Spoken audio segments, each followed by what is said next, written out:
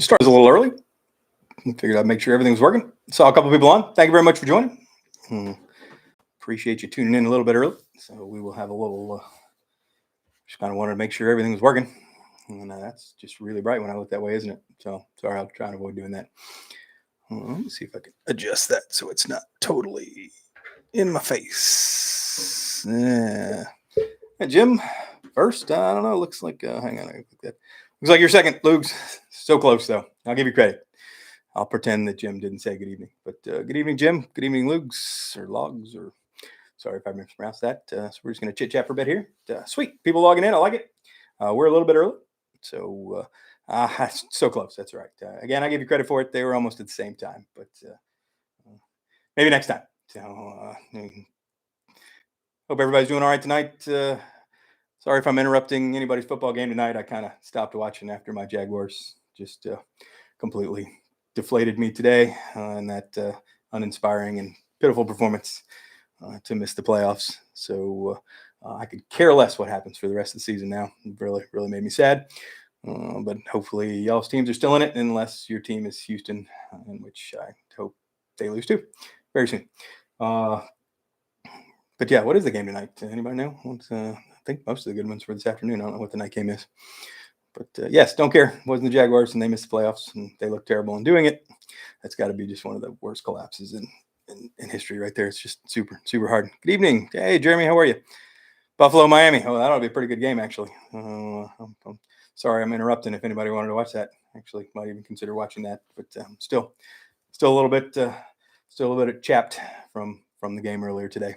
So 8 people online early. I love it. So we're 4 minutes early and 10. Fantastic. I love it. All you people getting on. Thank you very much for joining. Everybody who's here. Still got a few more minutes. I'm just kind of chit-chatting with people that are on, talking about my disappointment in NFL performances today by my team.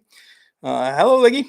Thank you very much for tuning in. I appreciate you taking your time on this Sunday evening to stare at this and listen to me chit-chat about timeshares. I didn't even watch the Jags game, man. I wish I had not. It's really hard to be a Jacksonville Jaguars fan. I'm just saying. It is just it's my first one. Be gentle. Absolutely. We are here to entertain, answer questions, talk about a whole lot of timeshare stuff. Hopefully the knowledge and the stuff shared on these channels is informative and entertaining, and people just at the end of the day learn something or help them become better timeshare owners, or help them avoid being scammed, which are two of the main focuses. TUG exists in the first place. What's harder, being a Browns fan? Man, the Browns picked up a guy off the couch and looked better than the Jaguars. So I'm really getting tired of seeing our generational quarterback being outplayed by second and third string guys who, don't get me wrong, Joe Flacco was awesome. But man, he was eating Cheetos on the couch a couple weeks ago, and now he looks in rare form. I would actually like to see Cleveland beat Baltimore. That would be some irony right there. But yeah, I don't know. The Browns are just bad for so long, but then got kind of good, and then the Jags I don't know. It's just hard to watch because it's just so disappointing. And the fact that you just get your hopes up and everything looks good for a while, and then they just do stuff like they did today, and it just looked terrible. It just looks like a team out there trying to collect a paycheck, not a team out there trying to win a football game. You would definitely thought that Tennessee was the team playing for the playoff spot and save their season because they just played way better than Jacksonville did. And I saw a quote that said the entire season on the line and conference championship and playoff spot, and couldn't even beat the worst team in your division. And that's pretty much sums up the Jaguars the past 6 weeks. So one more minute. I guess we can get started now. So 14 people, thank you so much for tuning in right now. Hopefully we'll get some more as we keep going. This is our year in review for 2023. So we got a bunch of topics that came up with help input from other timeshare owners. So basically, we're going to talk about the highlights of 2023 and going back through the stuff. Some amusing, some enlightening, some disappointing. So we're going to get on going. And again, this is an interactive chit chat. So if I come up with a topic, you guys want to talk about something or have questions, I'm constantly. So please forgive me if I'm looking back, because I'm going back and forth between chatting with you guys and looking at the chat. I don't put it right in front of the camera, because all you would do is see that little right there in front of my face if I was staring at the camera or the screen. So I'm trying to do it off the side. So to get things going, Our first and number one topic of the year, which actually started in January 23, was one of our pet peeves. We do have a lot of them in the industry. It's definitely not a difficult industry to find a pet peeve. But one of them was the quote unquote voluntary donation that some resort systems charge to their owners for the donation to ARDA-ROC. For those of you that are not aware, ARDA-ROC stands for Resort Owners Coalition, which is on paper supposed to be the industry arm that represents timeshare owners. Unfortunately, they are a branch of ARDA, which represents developers, and in almost all situations, when you're choosing between the developer, the timeshare systems themselves, and the owners, the developer is going to win because there's who's paying. That's who ARDA actually represents. But one of our big pet peeves, as I said, is if you look on most of your maintenance fee statements, you will find a fee hidden in there. It's usually $5, $7, $10. That is a donation to ARDA-ROC. It's actually a donation to a PAC. They're a lobbying branch, and that donation goes directly to them which on paper they claim is to lobby issues that affect owners. Unfortunately, in most cases, the issues that they lobby really benefit developers, and sometimes tangentially they can benefit owners, because if it's good for developer tax purposes and things like that, that can certainly translate into lower fees for owners. But in most cases, as I like to say, is the biggest issue for owners that ARDA just ignores is resale scams or upfront fee scams. And they're just been silent on that for going on 20 years. So in my opinion, ARDA-ROC it's certainly not worth your donation. And the fact that some systems, in this case, it was Vistana, that automatically charge that, meaning that it's automatically on your bill already. And for you to just pay your bill, you're automatically giving that donation, being it's supposed to be voluntary, legally required to be voluntary, because you can't automatically charge something. Even for those of you who do your taxes, all of those little donations to various things are always voluntary. But in these cases, it's checked by default, so you actually have to go in and uncheck it. Or in the case of this, they didn't actually give you the option to opt out. You had to read the fine print that said you needed to subtract that donation from your maintenance fee amount and then pay the lesser amount. So if your maintenance fee was $2,000, you would have to do math in your head, and although subtracting $7 is not difficult, but you had to pay $1,993. And many people, up right above the tiny small print that said, just pay this less than if you don't want to put in the donation, said that if you don't pay the full amount, you would be subject to collections and not use your week and so on and so forth. So people read that first and just immediately pay the full amount, not thinking, don't want to run the risk of losing their account or losing access to their account or losing exchange or losing a reservation over $7. So they just pay it. And this was brought to the attention by some of the TUG members. And Rick and Cindy, most importantly, as she mentioned this, it was an issue with her for making future Vistana reservations. And it's something we kind of kept on the kept in the limelight for months and months, and tried to reach out to Marriott executives that I personally knew and that I personally had contact information on, because Marriott owns Vistana now, and to mention to them that, hey, maybe you're not aware, but Marriott doesn't charge this fee by default. Marriott actually gives you the option to pay that fee, but Vistana charges it by default. And now that you own Vistana, maybe you guys can look into adjusting this so it brings it more in line with how Marriott does it, and kind of takes it away from what we feel is disingenuous in a voluntary donation that is manually charged by default. And unfortunately, the responses I got and again, I don't want to call them out because I respect the relationship that we have with them, but those executives basically said that, yeah, we were aware of it, but just, we feel that, it's explained properly, and that, it is what it is. At the end of the day, we're not going to make any efforts to change that due to, the difficulty in doing those changes or implementing the changes in the back, whatever the excuse was. The answer was, sorry, it is what it is. There's no plans to change it, so on and so forth. But we kept doing some things here and there, and sending different reports, different complaints. I actually made complaints to Federal Exchange Commission. I made complaints to a bunch of departments in Florida. One specifically was the Department of which one is it? DPBR. And I've actually finally got a call from an investigator from them after maybe 6 months of filing that complaint. And unfortunately, he couldn't use my complaint because I wasn't a Vistana owner. It was super bizarre. So I reached out to Rick and Cindy or one other Vistana owner and informed them that they needed to make a complaint as Vistana owners before he could actually open an investigation. I never actually heard back from the gentleman, but he mentioned that wasn't uncommon because I wasn't actually involved. As an owner, I wasn't being infringed upon my rights or any laws broken. But sure enough, a few weeks later, we got notification in 2024 Vistana actually changed the way that they levy that, and so now it's back to just the way Marriott does it, meaning it's now an optional selection. So I consider that a huge win. I don't personally take credit for it for doing that, but I hope that in some way that our chirping or our complaints or the stuff that we filed. And the complaints that we made to various agencies led to them being forced to, or at least led to them deciding to make that change versus taking it any further, even if there was an option to do that. So we will certainly consider that a win for owners, whether or not we want to argue who is responsible. It is certainly nice to at least have one other system no longer default charging that annual donation, voluntary donation, and there are still others out there that do it, and then I will continue to make those same efforts to try and get those changed as well. But I certainly consider that a big win for owners, even though again it's $7 a year. But you multiply that by how many owners did Vistana have? I think it was in the hundred thousand, so or maybe 80,000, 100,000 Vistana owners. That I mean that's a lot of money. When you're talking about that for years and years, taking $7 or $10 per person. For every maintenance fee charged, every account charge, that's a fairly hefty sum of money. So I would really like to know the statistics on how many people chose not to pay it now that it's no longer mandatory. That would certainly be an eye-opening statistic, but we'll see if we ever get that information. I'm not holding my breath for that. A couple comments. To be honest, it seems harder to pay the higher amount now with Vistana.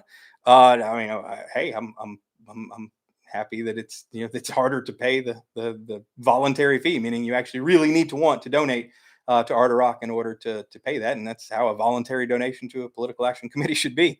200,000 owners. So who wants to do some quick math? 200,000 times, we'll call it $7, I think is what it was last year. I think it went up to 10. Didn't Vistana? So if some Vistana owner can chime in and tell me what the current voluntary / mandatory ARDA donation fee is. That's a hefty amount of money every year. That's insane. You have to actively add the $10, whereas MVC there's a line item where it shows $10 due with a zero in the box, but I'm sure people just put in the 10 to match. It's true, but I mean, at least it takes some sort of action for you to pay it. I mean, that was really kind of my definition of voluntary, meaning voluntary shouldn't mean that I pay it by default. Meaning if I don't do anything, it gets paid. I just don't consider that voluntary. That doesn't meet the definition of voluntary that I learned in grade school, but I went to public school, so maybe someone else can. So it went up to $10 this year. So yeah, so what's that? $2 million bucks a year, just right off the top. And that's if every owner had one account. And is it per account or whatever? So we'll just call it $2 million bucks a year.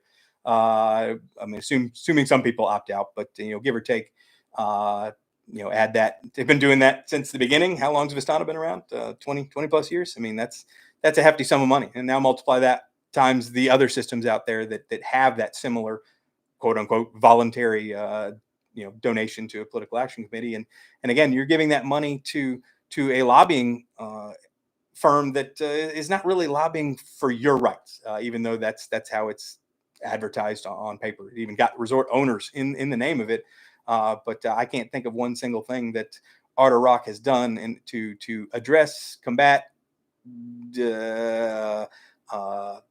even inform owners about to try and take some sort of stand against upfront fee resale scams, and that's just been an issue for as long as I can imagine. And until they decide to take a stand on that or make some sort of active effort against that, I will consider ARDA-ROC is probably just absolutely nothing to do with. Should remove the word owners from their name, as far as I'm concerned. So Diamond includes it. You have to deduct it. Yeah, I think Hyatt was another one that did that. I've got a list of a couple.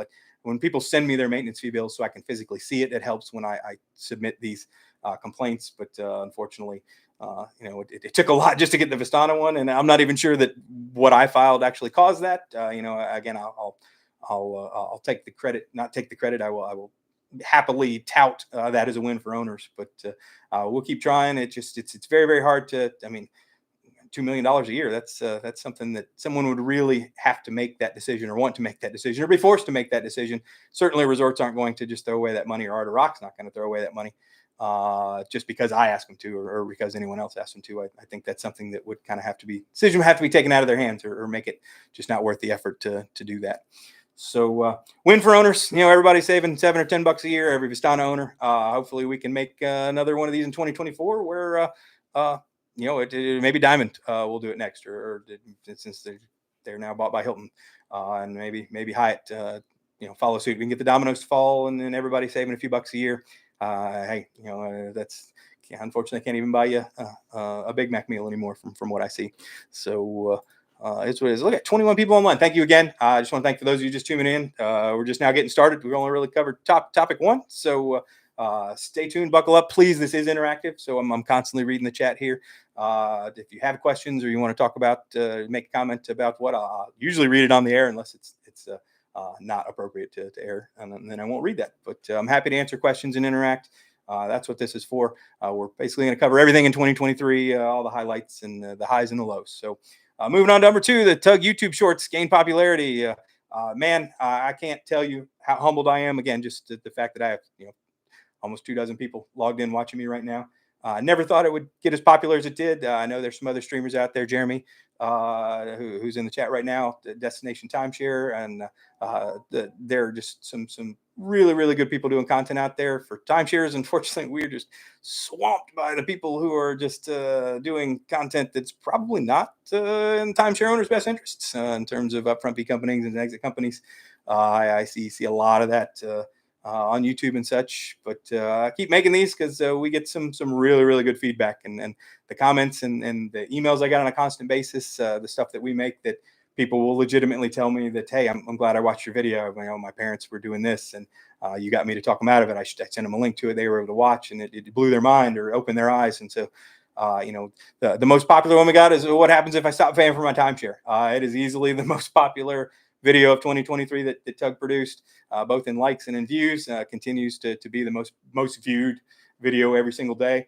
I hate the fact that it's come to this point where we actually actively have to talk about defaulting as a legitimate exit option, just because the industry has just gotten to the point where you're leaving your owners with 2 really bad choices. And in many cases, defaulting is the least bad of those 2 bad choices. I wish that wasn't the case, but it doesn't do anyone any good to not know the truth, and not know the possible ramifications of stopping paying for your timeshare before you get sucked into a scam.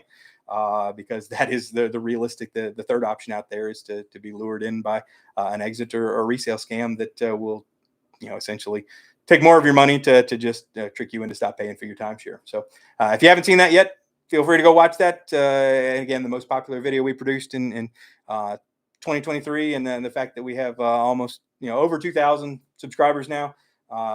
Beginning of the start of the year, it truly is humbling that I'm able to make stuff that people want to watch, and it actually benefits timeshare owners. Everyone that watches some of our videos usually watches it because the title answers a question that they had, or something that they saw somewhere else that was different. And the fact that they can come here and come to Tug and find out the truth, or at least get all the information they need to make an educated, informed decision. I will continue making these videos as long as I can. So I truly enjoy it. So thank you very much for all of you that have watched our videos and or subscribed and liked the videos on our channel. It is very, very humbling but I enjoy it, and I will continue to do it. Sorry, babbling there. So what are we up now? Up to 24 people, 6 likes. Thank you so much. Thank you very much for tuning in, for those of you that just came in. So number 3 item of 2023, we upgraded the marketplace. We did a huge upgrade to the marketplace to change the way listings are both viewed and searched. One of our biggest complaints was that people coming to Tug, the average owner, not so much existing members trying to post listings, although we did improve that process and streamlined it greatly. People finding rentals or finding resales. And now we just have a so much more improved way of sorting rentals and displaying those. We now link point systems so if you're searching for a Hyatt resort or Hyatt Points resort, you now see a bunch of other listings at similar systems in that point program, so that you can actually, hey, maybe I don't want Pinion Point. Hey, look at this other one that's available in Key West. I didn't even consider that, and it would get me into the Hyatt Point program. So getting more results when someone is searching for something, getting more like results that, hey, maybe these results or these particular listings don't tickle your fancy, but here's some other ones out there. And just making it easier to search and sort. Is that was one of the common complaints we got. It was difficult to navigate. It was difficult to search for specific weeks or specific locations. And now with the upgrade, it's much easier. Everything is done through drop downs on the side. And I was just notified today that we have reintroduced the ability to search by city, which is fantastic. Someone had sent that. I don't know if we lost that in the previous version, but I know that it's back. I literally just got an email today. So now when you're searching for resales or rentals, you can actually search down to the city level, whereas I think previously it only drilled down to the state level as low as you can go. So again, I don't know when that functionality disappeared from the marketplace, but it is back. It is something that people had asked about, and it literally just came in a couple hours ago that the development team mentioned that they had added that back or included it in the new system. So hopefully that again greatly increases not so much the ability for you to post a listing as a member, but our goal is to find a buyer for your timeshares, to find a renter for your timeshare. So if people can't navigate the site and find your listing, there's no value to you listing your timeshare on Tug. So any improvements we can make there, and as we've seen, the tons and tons of successful resales and rentals in site last year. I haven't compiled all the numbers this year, but we'll be releasing that list of the most popular resales and rentals hopefully before the end of January. So keep a lookout for that. Maybe we'll make another video on that. But no, tremendous success continuing. Still millions and millions of dollars successfully sold and rented by owners here in the marketplace. So you can still buy, sell, and rent a timeshare on Tug without being scammed and without paying large upfront fees.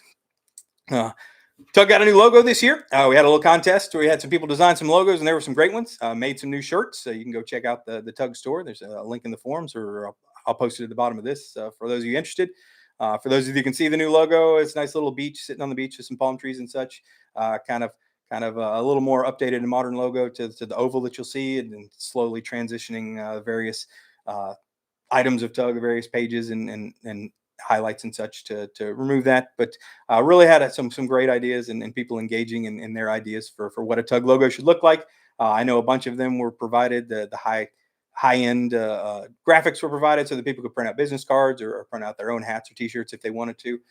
Anything you do to spread the word of Tug, we're all for it. So we always appreciate the hundreds and hundreds of people who have bought our shirts. We love it when you send us pictures of your shirts at the pool, or better, I still think my favorite one is the guy wearing, or excuse me, the member wearing one standing between two timeshare salesmen with his arm over his shoulder. That one gets me every time. But yeah, the guarantee to end your timeshare sales presentation early shirt is truly one of my favorites, and owners do get a kick out of wearing those to sales presentations as well as around the resort. Always good for striking up a conversation at the pool. I personally have a towel that we made a long time ago that kind of looks like the Tug banner, and I just drape it over my chair, and it always results in one or two conversations. And again, do you think it's exciting for someone to find out about resale on Tug or find out about the resale market or after they bought a new timeshare? Imagine when you have that conversation at the pool in person, when someone just fresh out of a sales presentation or someone so excited that they bought there that week, and then find out that they may have paid just a wee bit too much and should go back and rescind and probably made their vacation, to save. You saved $20,000 and can get the same thing on the resale market for pennies on the dollar. It's truly a wonderful thing, and I know so many members have made longtime friends, and one of their most memorable experiences on their timeshare are poolside conversations about the resale market or timesharing or Tug. So these logos are fantastic, and if you want yourself a shirt or a hat or anything on there, I still have the same offer going that I've always had. If you buy one, I think they're $15 or $16 shipped, and take a picture of you wearing it at your resort. You don't have to do it in public if you don't want to. Send it to me and I'll give you free membership. So your shirt is completely free. I'll give you renew your membership or extend it, so that essentially covers the majority of the cost for your t-shirt. So you get a nice t-shirt and Tug logo, conversation starter, and an extension to your membership to cover that cost. So thank you for everyone who has bought one, and thank you so much for those of you who share Tug while you're on vacation. Number 5, Tug gatherings in Hawaii and Orlando. Man, the Tug Orlando gathering, for those of you who are not aware, is one of the longest traditions that owners have had, Tug members have had. I think Ron and Joan have been organizing that at the Golden Corral there for really long time. Everyone always has a blast going down there and meeting other Tug members that you may interact with on a daily basis, but never actually get to meet in person. And Orlando is such a popular destination location for people to go to. And so the fact that they have that each and every year and anyone can go and stay in as long or as short as you like, it's always, they're super pleasant people, and it's really, really cool to sit down and meet a bunch of other timeshare owners who just enjoy timeshares at Tug. When is that? That's a great question. What is the day? I want to say it's in January. Let me see. Hang on. Let me go on the forums, and I will tell you. 1 second. Give me one moment. It is Florida Timesharing. I want to say that it's. Where is it? Yeah, so forgive me. If someone else can look at it, that'd be great. If I can't find it here on the first page. I want to say it's January or February every year. And why can't I find it? It should be a sticky at the top, but clearly it's not. Let me see if I can find it. Search gathering. And this forum search. What do we got here? TUGBOATS. So January 24th, 2024. So there you go. That wasn't too bad. January 2024, Orlando. It is at the Golden Corral on Vineland Avenue at 3 p.m. So there we go. Now, that was 2020. Sorry, that was 2023. Sorry. Ignore everything I said. Brian was incorrect. It's got to be in January, though. I don't see the 24. I know it's here somewhere. It says 2024, but she says 2023 in that. So, okay. I'll post a link on there. Someone on there. It's in Florida Forum. Yeah. 24th. Yeah, I'm almost positive it's on the 24th every year, 3 p.m. So, the Golden Corral on Vineland Avenue. You don't actually have to eat if you don't want to. If you're not into buffets, the reason they meet at the Golden Corral is because the staff there are awesome. They let them have a big table, and they can come and go as you choose. Stay as long as you want. It's not like they have a hall or something reserved. So, super awesome, friendly space. Kudos to the Golden Corral on Vineland Avenue for hosting this year in and year out. And it's just a really, really cool place to meet other timeshare owners on vacation. They're people just like you. The other one happened, I want to say, in Hawaii. Someone posted up a gathering. What was it, the Westin Kanapali, I think? Someone mentioned that they were there, and a couple other people was like, hey, we're here too. And just kind of informal gatherings that turned into much larger gatherings of timeshare owners. You just never know how many other Tug members are staying in the resort with you. So super cool. I love it when people post these, and I love it when people are actually able to meet, even if it's just at an event at the resort for bingo night. Day for Orlando is always Florida. Yep, January 24th, 2024. There you go. People have tuned in there. And if you're in Orlando in that week in January, swing on by. I guarantee you everyone there will give you a warm welcome. And again, not obligated to stay or buy or do anything. It's not a meeting. It's not a sales presentation. It's literally just an informal gathering of timeshare owners to chit chat, talk about what they own, where they own. And most of those people become friends and stay friends for a very, very long time, even outside of Tug. Probably can't post a link to the thread. I'll post it in the try and post it. I don't know. I'll let you, if it gives me some sort of message, you can give it a shot. So another question I saw, sorry, I missed, where do you find out when these are and when the same times every year? Great question, Teresa. We usually post them in the Florida forum. If they're in Florida, other people, if they're just, trying to make an informal gathering, we usually post it in the lounge, the Tug lounge on the forums. If it's something that someone specifically asks me to publish, I certainly do that.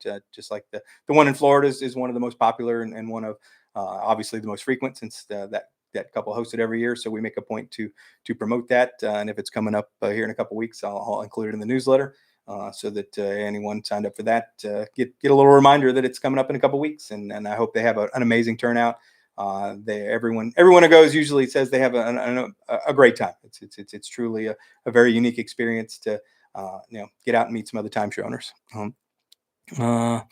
What is the other question? I just acquired a point system, so I'm ignorant about most of this. That's okay, TJ. I guarantee you, every single person in this chat and every single person on Tug was where you are at some point. Absolutely no one is given a manual when they buy a timeshare. No one buys their first timeshare as an expert in timeshares, and there's just not an instruction manual to own a timeshare. It just doesn't exist. And so the people that are experts now, and myself included, all started exactly where you were, knowing absolutely nothing about what they own. Certainly none of the ins and outs. And that's truly one of the most amazing parts of Tug, is there are so many people. It's almost generational. That the people that are now experts at one time were exactly where you were. Maybe it's 5 years ago, maybe it was 10, maybe it's 20 years ago, that they came and found Tug and were asking those, saying, hey, I just bought this points program. How do I use it? I don't know what I bought, and so on and so forth. And someone at that time who was an expert, shared a bit of knowledge that they gained and that they passed on to 20 other people, and they passed on to 20 other people, and it's almost like a reverse pyramid scheme. It's a fantastic wealth fountain of knowledge that gets passed down from person to person. For you to read the forums, what system do you own, TJ? You mentioned that you just bought, so what I'll see if I can keep going with that. But there, I guarantee you, there should be an individual forum for that, full of people that are owners of that system, just like you. There's probably a fact at the top, some stickies that are must read for any new owner that pretty much give you a breakdown of what you need to know, the important stuff to get started. And for specific questions, post them. I guarantee it's been asked before, but it really doesn't matter. The forum exists as a free flow of information from one timeshare owner to another. So even if that question's been asked 100 times before, there are 99 other people who were given that answer that didn't know it before, and most of them are willing to share that answer for you because someone shared it for them when they asked it so very long ago. So is the Tug Marketplace a good place to rent unused Wyndham points for 2014? I guess you mean 2024. Should the desirable place be reserved first and then rented to someone else? That's a great question. And that's actually one of our advice articles in how to rent timeshare points. There are actually two different strategies for renting timeshare points, and you covered them both in your question. One is to offer the points for rent, but unfortunately it's probably a small number of people who are looking for points. I mean, someone doesn't really wake up as, hey, I need, some people do, but it's just not the norm that someone says, hey, I need 250,000 Wyndham points. Let's see if I can rent those from someone. The two main flavors of renting out points as a rental is one, many people reserve the highest demand week and the most valuable week that they can think of with the number of points they have. Unfortunately, that is usually a really closely guarded secret. You won't find too many people that rent points sharing that information. You won't find people that will say, hey, yeah, my most popular rental is week 25 at Myrtle Beach or something like that. Because they don't want they don't want the competition. Wouldn't really share something like that. The best advice we can give for that is you're looking for weeks that will rent out for more than it costs you in maintenance fees. That's really what it comes down to. There are some weeks, especially event weeks, in not huge locations. For example, Orlando is not a great place to do rentals. For profit anyway. You can certainly get rentals there because there are so many people looking to rent in Orlando, but there's also so many rentals available. It's really a cutthroat market there. So you're looking for event weeks or weeks at a location that doesn't have a ton of resorts, but has a high demand for rental prices. And the people that have been doing this for a long time know those specific weeks that they can reserve with their points, and know that, hey, I can reserve this week for 200,000 points, and that equates to $1,200 in maintenance fees for me. Again, I'm just making up numbers, so please don't quote me on any of this. And that equates to $1,200 in maintenance fees for me, and I know I can rent that for $2,000 easy. So you're making $700. I'm explaining this like it's simple. I'm explaining this like anyone can buy points and then just rent them and make money. And unfortunately, that's just not reality. Is it possible? Sure. People do it all the time, but it requires a very, very deep knowledge of the rental market, of the system you own, and to know which weeks are higher demand than others that you can actually reserve for a certain number of points, but you can rent out for a higher value. And that's truly the trick in renting out timeshare points. Other people that have tons of points will scour the rental wish section, the want to rent section on Tug or any other website, and say, hey, this person wants to go to Orlando in February. I can make a reservation for a 2-bedroom. It'll cost me $800 worth of points. I can offer it to rent them for $1,200, and if they agree, then I make $400. So that's really the other strategy. But of course, in mentioning that requires you to do a lot more work. It's a lot more effort on your part to scour that, and you use a lot more legwork, and you have to search for what's available, what rentals, what people are looking for, and then go and check if your system you can make that, and then negotiate the price. So there's a lot more legwork, but there's very little risk, and you're not actually making any reservations until you already have a renter available. So it's a much more low risk, high, what's the word I'm looking for? High workload for you versus the other side where you make the reservation. It's obviously much higher risk because although many systems now require you or have the ability to cancel at much closer to check-in dates so that you can recoup all of your points that you reserve there.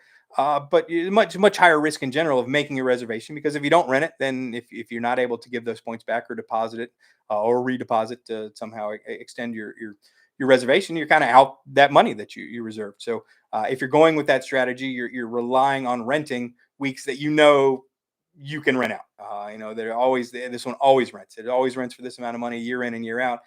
You might lose. You can always reduce the price a little bit so you break even, and it makes it a much better deal. But in most cases, once you find that niche in your system where you can you can reserve a specific week and it'll always rent out for more than your maintenance fees, then you have a rental winner. But unfortunately, in that situation, you're not the first one to find it, and there are probably many other people that own in your system that already know about that week or already know about better than that week's, and those are the people that you're really fighting against. I don't want to say fighting, but those people you're competing against to make that reservation when your window opens. So if they're able to log in before you are and make that reservation, then and they list it for a certain price, then they're going to get that rental, and so on and so forth. So renting timeshares is a very cutthroat market. It's not something I suggest someone who just bought in dabble their feet into. You can certainly read up on it and learn, and when you get comfortable in doing it, you can certainly try. But buying a timeshare just because you were given the allure or given the impression that you can rent it out easily to cover your maintenance fees, which is a very, very common pitch in your sales presentation, and very, very commonly told to owners. Just not. I would not say that's an accurate statement. Buying a timeshare for the sole purpose of renting it out is probably a very poor idea. Orlando, 500,000 near Disney. 500,000 points. I'm guessing probably Wyndham. That's 500,000. I can't think of any other system that would have 500,000 points.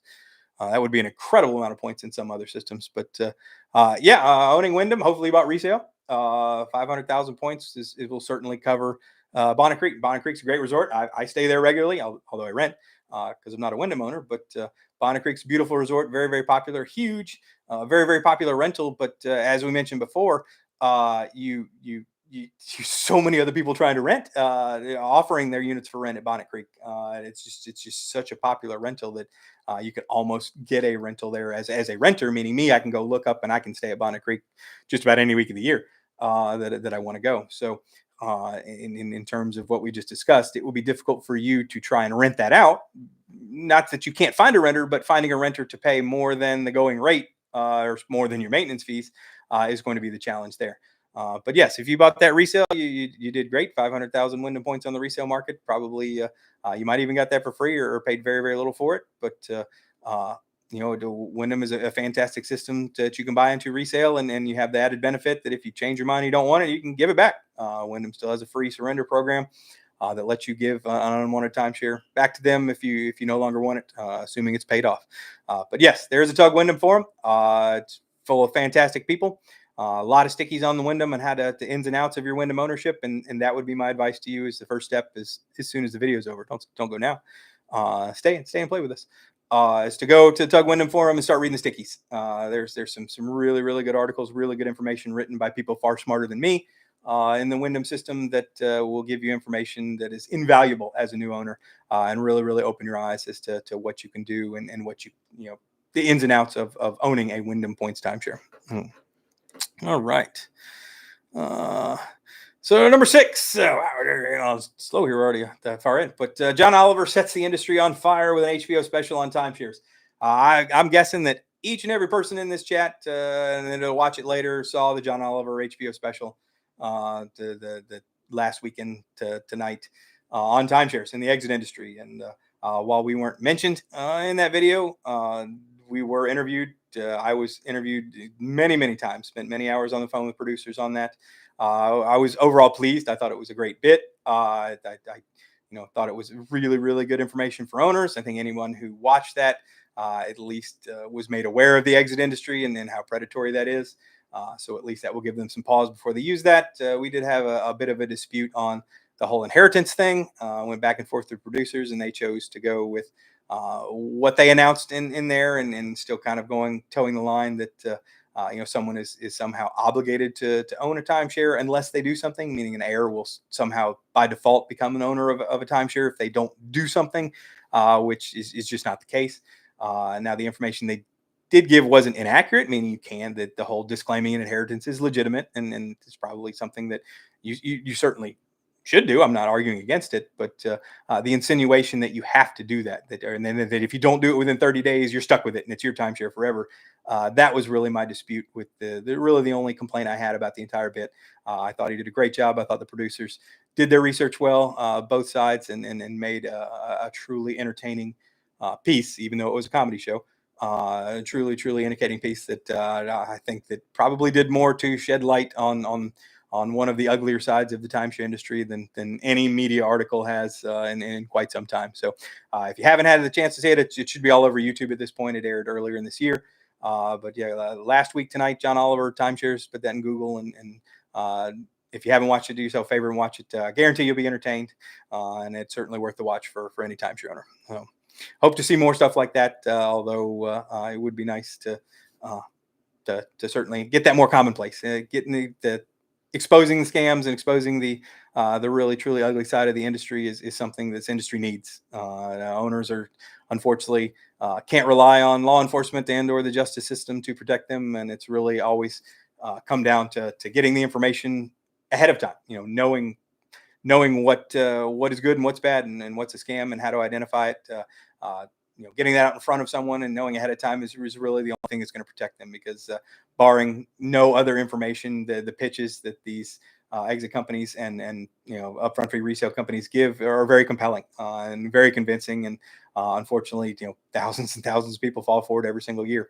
And it's truly an ugly, dark side of the industry. And if ARDA-ROC, any one of you guys are watching that, hey, you need a cause for 2024. How about that one? Use some of those millions of dollars, and why don't you lobby against front free resale companies and exit companies? That would be my choice to spend that money in 2024. If anyone cares what I have to say. Well, plan to use it for short term a lot in the long time, non-weekend modes. Yep, no, Wyndham is a great system for short term rentals, especially if you're close to Orlando. You can absolutely. The flexibility the Wyndham system gives, and then the options that you have to stay in various locations. 500,000 is a lot of points for Wyndham, probably a pretty high maintenance fee. But if your plan is to use them for multiple vacations, I think you'll do pretty well, and you'll enjoy owning in that system. No. The war between developers and exit cancellation companies. Yeah, this is anyone again almost is popular in the news is the John Oliver special is various developers suing exit companies and exit companies suing developers, and it's like watching two sharks just kind of chew on each other in the ocean. It's just hard to pick a winner in a fight like that. Two things you just don't like, and they're fighting each other in court. And so I guess at the end of the day, everyone wins when they're wasting money on that. Maybe they're not fleecing owners, but seeing these constant lawsuits on both sides, the industry. At one point, it's pretty funny that the exit or cancellation industry started so long ago that the industry actually invited many of those companies. They were ARDA members at some point back when Viking ships existed, and that sort of exit model. Everybody thought it was the best thing since sliced bread, because they didn't realize what was going on and how it was going to snowball into what it's gone into now, where it's truly impacting developers and owners, because essentially for those that don't know, an exit company solution to the number one solution to get out of a timeshare is to stop paying for it. Why someone needs to pay money to stop paying for their timeshare is beyond me, but the fact that it's caused so many defaults or a significant increase in defaults when many people don't even realize that's what they're doing. They think they hire these companies to represent them, and thus that they're somehow being negotiated with, when in actuality they're just not paying, and they're waiting for the resort to you in default long enough that the resort either shifts to foreclosure mode, or something kicks in and they offer to take your unit back because you haven't paid for it in so long. They're just looking to surrender it back versus go through the expensive foreclosure process. And unfortunately, that is the exit solution for so many owners out there that they pay exit companies for, and it's really quite sickening. And yes, the developers have a legitimate case in misleading advertising and lying to customers, and to intentionally misleading them into what they're actually doing for them. But then on the flip side, you get the exit companies are like, well, that's the same thing developers do when they sell a timeshare, which is also not wrong. So again, hard to pick a loser. Certainly hard to pick a winner in that situation, but both certainly have their own share of terrible traits and how they exploit owners. But It truly, again, it comes down to education. Knowing ahead of time when you go into a timeshare sales presentation that buying retail is usually a bad idea. Knowing ahead of time that the exit company, that their solution that they're going to present to you or offer you is either surrender or default. So knowing that ahead of time, if you still want to pay that company, feel free, knock yourself out. You're an adult, you can do it. But not knowing that and just listening to the pitch, it's the same exact thing that got you to buy the timeshare in the first place. You trusted the person in front of you, which is, it's not a bad thing. Don't get me wrong. It's, trusting someone is human nature. But not believing that the pleasant person either on the phone or talking to you face to face is outright lying to you is it's honorable, but at the end of the day, it's also gullible. And people prey on that, and these people prey on that to the tune of thousands of dollars, and they are looking for people like that is the perfect victim. And unfortunately, many timeshare owners fall into that category on a daily basis. Industry regresses in its efforts to provide legitimate exit programs for owners. This is another one of my big pet peeves. Back in 2007, 2008, I was really high on ARDA and the industry because companies started announcing exit programs, meaning they were providing legitimate, developer-backed, you're working directly with the resort, an exit program. If you didn't want your timeshare, you could give it back. And I'm pretty sure Wyndham started this with their free, it was called Ovations at the time, and it's gone through 2 or 3 different name changes, but it still exists today as a free solution to get out of your timeshare. So many other companies at least touted to be on board with this. Hilton's, Marriott's, Vistanas, Blue Green. There was just a page that ARDA created called responsibleexit.com that still exists, where all of these developers posted up their exit programs. Here's a link. Contact us directly. Here's a phone number. Here's an email. Here's a website. And unfortunately now, what are we, 15 years later, and half of those, they're not even exit programs, or they have morphed into very selective exit programs so that they can still claim that, yes, we do take timeshares back from owners. But if you're only taking back a small percentage of them, the majority of owners who are desperate to get out, that's not an effective solution for them. And thus they're left to try and give it away on the resale market, knowing that that's a tough sell in many cases. Getting scammed by an upfront fee resale company, or getting involved in an exit company is a far more likely solution for those owners, because those marketing pitches are very effective. And then eventually defaulting, which is a solution that more and more owners are taking as an effective route these days. It's just become an ugly time for the industry. I expected 15 years later, when that responsible exit and those exit programs started, that now if I had predicted 15 years ago that every timeshare system would have some sort of surrender program, meaning they would just morph into, you have over a decade to come up with a solution to provide exit options, not for an owner who just decided, hey, I made a mistake, I don't want to own this anymore, but for people that legitimately have been owners for 10 or 20 or 30 years, and now you can't travel anymore. You don't want to, if spouse has died, kids don't want to go to Disney anymore, whatever, your timeshare lifetime is over for legitimate reasons. You've been happy owners for a while. To be able to give that back, or some solution to exit provided by the developer, is a no-brainer. And the fact that it's just not only has stagnated but regressed. I can look at some systems that originally started with acceptable deedback programs now have morphed into crap, for lack of a better term, not something that can be utilized by the average owner. It's truly regressed into something that I hate to say it, but the average owner is more likely to be scammed than to be successful in surrendering their timeshare back. Now, I still advise people to try, because it costs you nothing to try. All it takes is one yes, and you're out of your timeshare. But just the percentage of success, if you're a gambling person, I'm not taking that bet. But I would absolutely take a bet that if you took some random timeshare owner with an average timeshare, the chances of them encountering a scam is likely far higher than them encountering help from their resort to exit their timeshare. And that's just a truly sad state of affairs for the timeshare industry today. Got a couple questions. We want to cancel our timeshare. Biggest scam ever. Yeah, that's a very common comment that we get. Common comment that I got to come up with better stuff there. Extremely common email we get. Common complaint.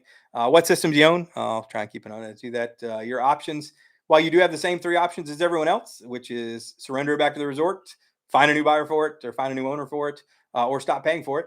Those are the three options that every owner has. What you own and if you still owe on the loan are really the deciding factors in which of those three options is going to be the most successful for you, or even be eliminated from possibility. So what system you own in, is it paid off or not? Those two questions dictate the options that you have, but it will be one or all three of those three. It doesn't matter what anyone else says, doesn't matter how marketed up a company happens to be or what they pitch you. Every single exit option is a flavor of surrendering it back to the resort, finding a new owner, or defaulting. There just aren't other options out there for exiting your timeshare. So blue green, not paid off. How does it affect you afterwards? Credit. Again, great question.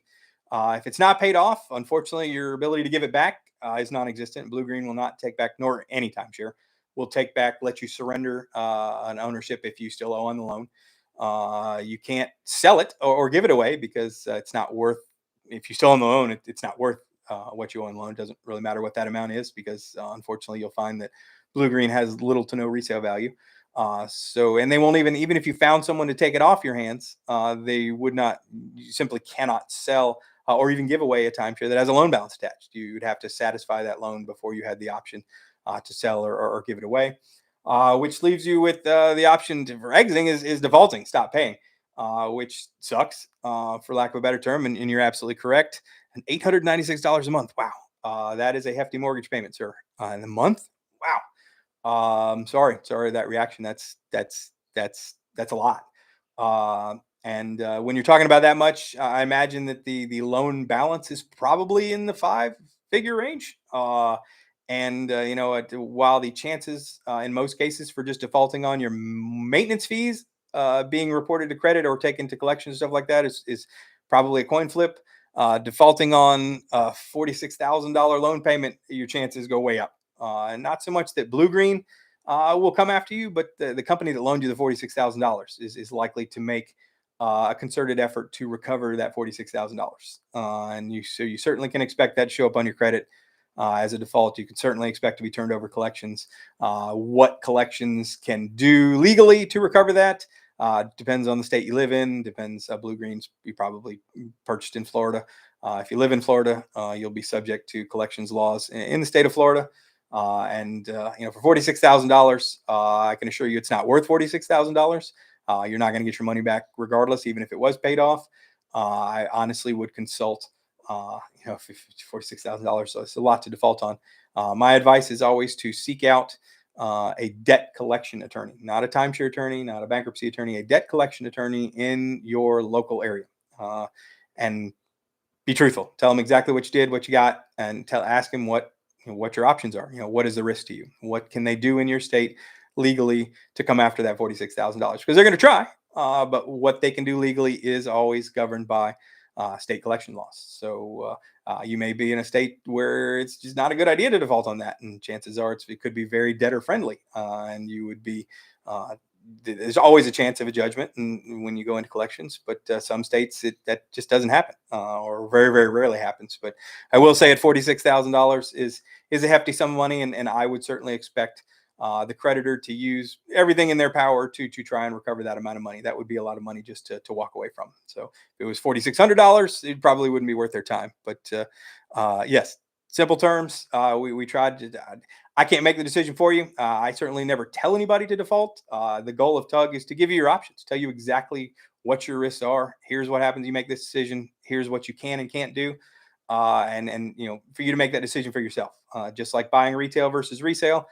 There are plenty of people that get our advice and still go buy retail, and that's fine. We won't knock them one bit. If you have the information and you still make the decision you did, that is your own choice as an adult.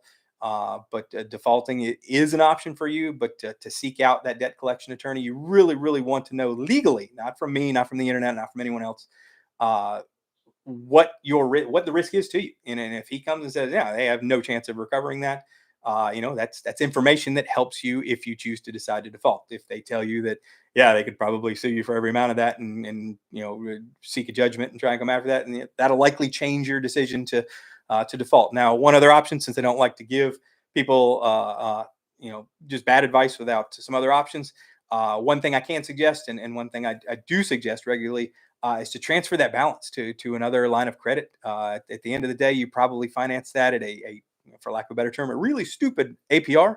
Those timeshare loans can be 18, 19, 20, 25%, whatever the max is that they're allowed by law, usually is what those are. You won't be able to get like a mortgage or a line of credit or excuse me, a asset-backed loan at the prime rates that your credit union or bank will allow. But even a signature loan, which could be 12 or 15%, is probably way less than what the timeshare is financed for. So you're saving money right then and there, and at the very least, fulfilling that loan by transferring the balance somewhere else lets you opens those options to surrender or to give it away. And that will at least get you out of paying the maintenance fees. So that's one way to alleviate some of your debt. But while you still have a loan, you just don't have any options. You're now kind of stuck without any good options other than defaulting. And in your situation with $46,000 loan, that may or may not be a wise decision. And should you find out that you're at significant risk for collections and judgments and stuff like that in your state, then transferring that balance at least cuts away some of the bleeding. It does suck to maybe have to pay off that $46K. That's a decision you'll have to make for you and your family. $46,000 is a lot of money to walk away from, but when you realize that how much is your credit score worth? Common sense has to come into play. Is your credit score worth $46,000? Probably not. If you have a risk of judgment or collections of your state's particularly debtor friendly, then maybe it is, or maybe you can negotiate something with the resort. But yes, I always suggest people seek out legal advice from a debt collection attorney. There's no doubt there's no lack of them, and anywhere you live in the country, there'll be someone there that specializes in that and can tell you exactly what the risk is to you. And hearing that from not from a quote unquote cancellation attorney on the internet or a timeshare attorney, all that's utter nonsense. Find a legitimate debt collection attorney, explain exactly your situation, and get a legitimate breakdown. In many cases, they'll see you for free, give you a consultation, and then give you that information. Very, very short time. It should not take them long to explain that.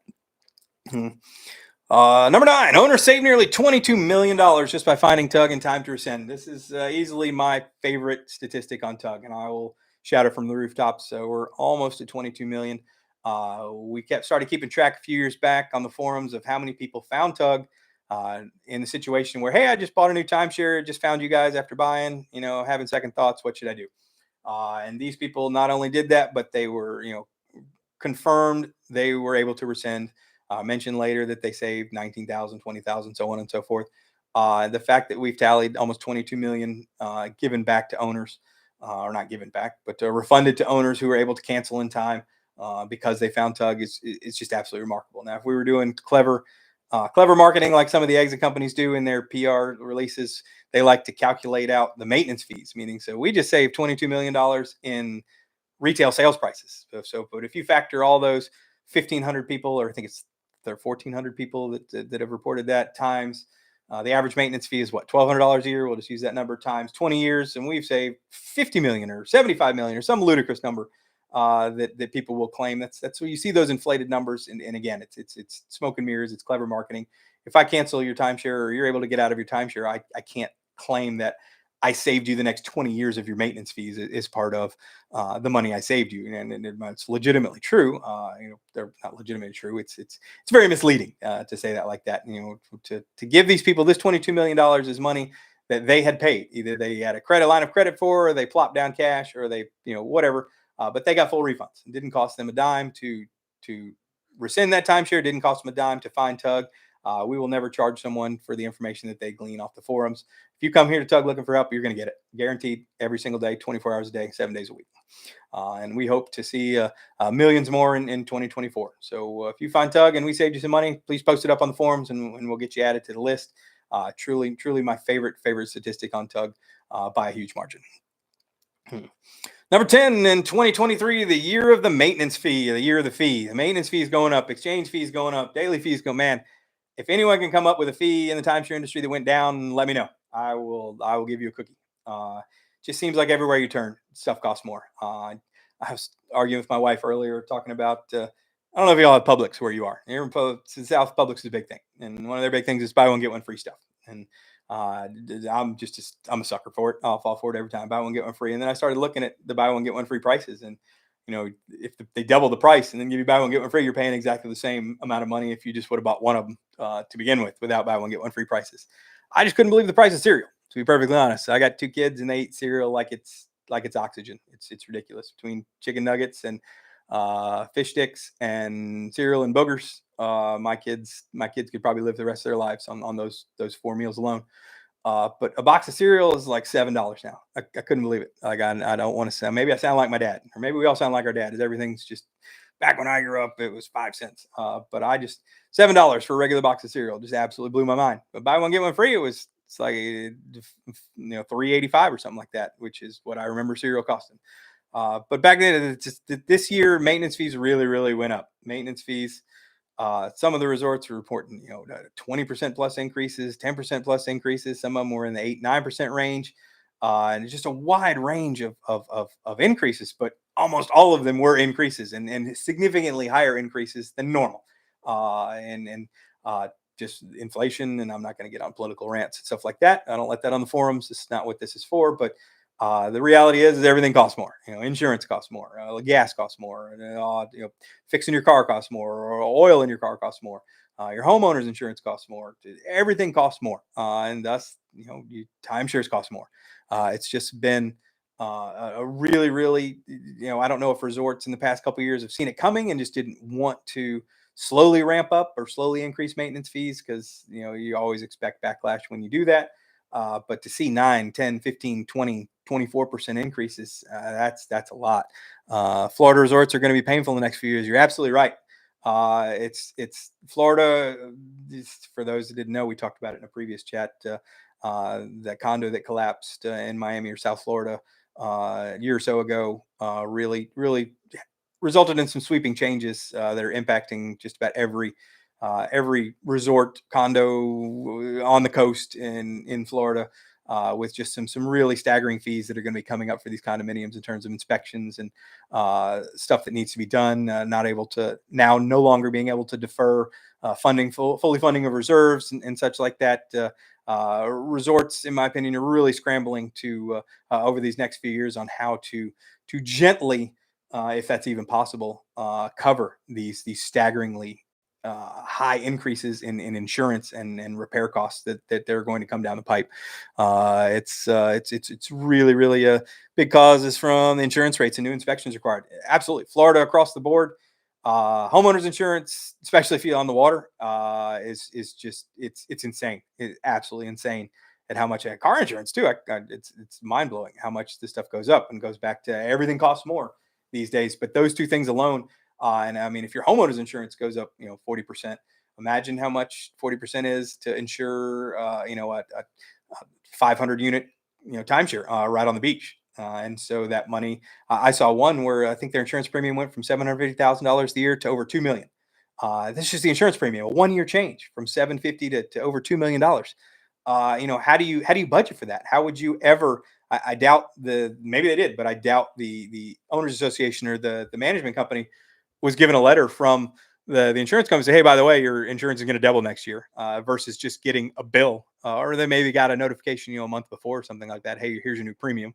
And you can't really shop for insurance like that in the last minute. I'm sure they're scrambling to get new quotes now, but unfortunately in Florida, that market is very limited. The insurers are shutting down or leaving Florida just hand over fist. And they're just, the competition is dwindling. So there's really no incentive for insurance companies to be competitive. And it's a numbers game. And I'm sure that the insurance industry has developed amazing algorithms that explain exactly how much they need to charge for expected to cover hurricane losses, even though we've had a very, very slow year. Fingers still crossed. I know now that I said that, it's probably just jinxed us, but had a very, very slow year, relatively speaking, for hurricanes.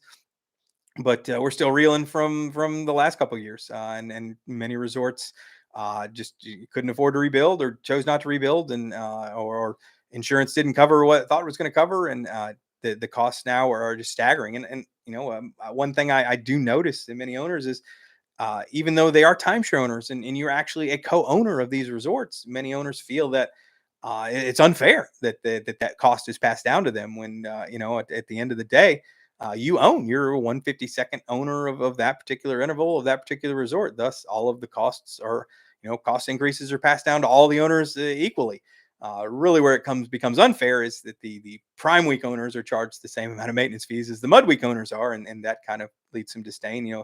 That's a difficult paradigm to maintain, because it's hard to justify the person who stays at the resort in summer prime time that's super high demand and beautiful versus the off season ski week that doesn't have any snow, or it's cold, no one can go to the beach or something like that, but they have to pay the same amount in maintenance fees and they share the same increases in costs. It definitely leaves a bad taste in that mud week owner's mouth when he's paying the exact same as the guy who has the prime week. But unfortunately, that is just kind of the reality of timesharing. Got a couple questions, because the increase could also be the insurance company was going to drop them and had to go shop for new insurance. Absolutely right. We saw a lot of, even in regular home insurance here in Florida, companies just sending out non-renewal notices. No claims made, no real explanation, just choosing to not renew. And again, I'm sure that super expensive insurance algorithm dictates exactly how many policies they can carry in certain zip codes and locations, and spits out the highest risk, and to cut those are non-renewals. But it leaves those people scrambling, and you last minute shopping for new insurance. It's having less options to choose from. It's just a really, really ugly time for insurance, both homeowners and condo and insurance, timeshare insurance, hotel insurance. Any building, any building occupied by people in Florida, or especially near the water, is going to see some really unpleasant increases in the next couple of years, and just starting this year to do that. Number 11, Holiday Inn buys Royal Resorts. This is really kind of a shocker. Last year, man, it was just crazy. The mergers and acquisitions that happened last year, but the Holiday Inn buying Royal Resorts, I have to admit, that one just kind of came out of left field. Maybe some people predicted it. It seemed like an odd purchase as far as I was concerned, but I haven't seen a whole lot of chatter about it. I don't know if it's actually gone through or impacted many of the Royal owners at this point. I didn't see a whole lot of information released about what Holiday Inn was going to do to somehow merge those systems, or create some sort of Abound or Holiday Inn Max program like Diamond and Hilton did, to somehow allow cross-platform. People can stay in. I mean, Royal Resorts are really, really nice. Not that there aren't nice Holiday Inn units, but I mean, Royal Resorts are generally known as some world-class resorts in Mexico, and it's certainly would be a huge boon for any Holiday Inn owner to be able to reserve those units. And I don't know how it would work vice versa. So it's another waiting game that we're waiting to see how that's going to play out. And it could be just a purchase in name only. Maybe they have no plans to implement any sort of cross-platform system, and that's something we'll keep an eye on and announce if we hear anything new there. But that was just definitely raised a lot of eyebrows when that one came through, and hasn't really done much since. One of the low light of 2023 was probably the passing of Lisa Ann Schreiber. The Timeshare Crusader, for those of you who are newer, was one of the most vocal consumer advocates timesharing had. She was always making content, going to meetings, educating owners on upfront fee scams, the exit companies, buying resale versus retail, something so few people do in this day and age. And to hear of her passing was something that was a very somber time, a very sad time for the industry and owners all around. Having one less voice out there, championing for owners and or trying to educate them before they get scammed one way or another, was certainly a loss to the industry as a whole. And we will certainly continue to mourn her, and certainly our thoughts are with her family that was left behind. Other big thing in the news: Dave Ramsey sued for promoting a timeshare exit scam. This was actually really big news. This made mainstream media. This made I don't know if it's quite as big as the John Oliver story, but it was pretty big. That Dave Ramsey was cashing extremely large advertising checks for a company called Timeshare Exit Team, and in his radio show he would constantly promote them in any bit or question or such where timesharing came up. And I think the problem that he ran into was that it was extremely unclear that they were paying him to advertise. He made, at least in all the videos that were presented as part of the case, made it clear that he had vetted this company, that they were unlike all of the other exit companies out there. That uh, not that they were paying him to say this, that he was, this is a company he personally endorsed. This is a company that he personally knew would take care of you if you needed to get out of your timeshare. You call them. You got the Dave Ramsey seal of approval. It was not clear at all to anyone that, behind the scenes they were just absolutely paying him an exorbitant amount of money to advertise on his show. And thus, when that company suddenly came under fire by an attorney general too, and abruptly closed up shop, Dave Ramsey was certainly in the crosshairs of many of his owners that took his advice, took his comments to heart, and felt like that he was genuine in promoting this, not as an ad, not as a paid advertiser or endorsement, but that he personally knew the people, and that he's personally, I don't know, guaranteeing that they could help him out. But that's certainly the way he made it sound, and certainly the people that chose to sue him felt that way because they were left high and dry after paying a huge upfront fee to Timeshare Exit Team, and not being exited from their timeshare. Yeah, Dave Ramsey certainly didn't need a lot of help. He's certainly a very polarizing individual. You either love him or hate him. But that was it was always very, very frustrating to me when I would hear those bits and hear him endorse a company that was a known exit company, known upfront fee exit company that again used the default model as their prime choice to get you out of your timeshare, and for people to pay thousands of dollars to for lack of a better term, just stop paying for their timeshare was. I say in one hand, it's brilliant. The fact that they were able to make millions and millions and millions of dollars off this of unsuspecting owners. It is what it is. Knowledge is power, and knowing ahead of time to avoid stuff like that is really the only way you're going to protect yourself, because the pitches are too clever, and too honed, and they're telling you what you want to hear. That you come to Tug and you get really, really, really awful sounding responses. Meaning, I tell you your timeshare is worthless. I don't want to hear that. I tell you that you're not going to be able to sell your timeshare. You don't want to hear that either. I tell you that you're probably going to have to give it away, or you can't. You're stuck with it. You don't want to hear that. No one wants to hear the advice that Tug gives, because it sucks. The information that we give you, it's truthful, it's reality, but it's terrible news. And so when you hear someone that tells you the exact opposite of, I guarantee I can get you out of your timeshare. We canceled $50 million this year alone in timeshares. We fight for you, and that's fantastic. I want to pay you. That's who I want to go with. I don't want to go with those Tug people. Those people tell me the exact opposite, that I can't do any of this. So the pitch is remarkable, because it is exactly what the people want to hear. And the reason it does is because, telling you the truth, I can't charge someone $5,000 to join Tug if the advice I give them is, hey, you're gonna have to give it away, and you'll probably struggle to do that. Or, hey, how much can I sell my timeshare for? Well, nothing. You can give it away, maybe.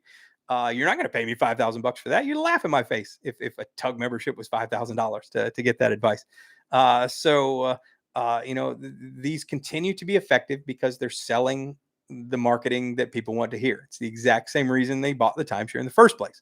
They were sold sunshine and roses, and they bought is a pile of crap. I hate to be that blunt, but that is what it is when you're talking about exit companies and upfront fee resale companies. There's a reason when someone says guaranteed at the end of it, or money back guarantee, or anything like that. It's because you're about to be asked to pay money up front. And by the time you realize that it's not going to work out the way you wanted it to work out, the money back guarantee doesn't apply. You're not going to get it. It's too late to dispute it. It's been months and months and months, and you can't even dispute it on your credit card. Again, all of these schemes are designed specifically for this reason, and to accomplish this. And it lures people in each and every day. But the fact that that particular company exit team was able to pay Dave Ramsey, I don't know, it was $1 million a month, 7 figures a month, or something like that. That's absolutely mind blowing. I like to use the story of, I worked with a SEO specialist a while back to help Tug do some stuff. And he mentioned that he worked for an exit company at one time, helping them do SEO. And I kind of laughed when he looked at our budget for what we had. And I had never heard of that particular company that he worked for, but he claimed that their budget was I want to say $80,000 to $100,000 a month. A month they were spending $80,000 to $100,000 just advertising on Google, and that's why you see this stuff hear it on the radio. You see it. They're always the number one ads on the number one listings on Google and Bing and all the other.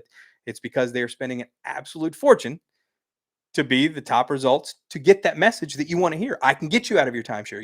I can cancel it guaranteed. That's what an owner wants to hear. And when you see that pop up on every search or Google, even though it's an ad, because Google no longer shows the organic listings at the top versus the paid advertising, it's easy to spend $80,000 a month in marketing when every owner you convert is paying you $5,000 to $10,000 in fees.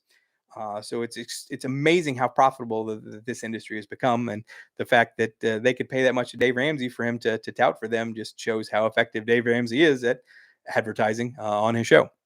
I got a couple comments here. I think the John Oliver video is bigger news than the Ramsey news. Maybe not the best metric, but my John Oliver video is 3 times the views of the one I made about Ramsey. You got a point there. I think it reached more people. 100% think but because it reached way more than timeshare owners. I think his show on HBO that just had a much larger following, and especially you got family members. Hey, my dad owns a timeshare, something like that. That probably linked to them. Hey, don't you own a timeshare? Watch this, sucker.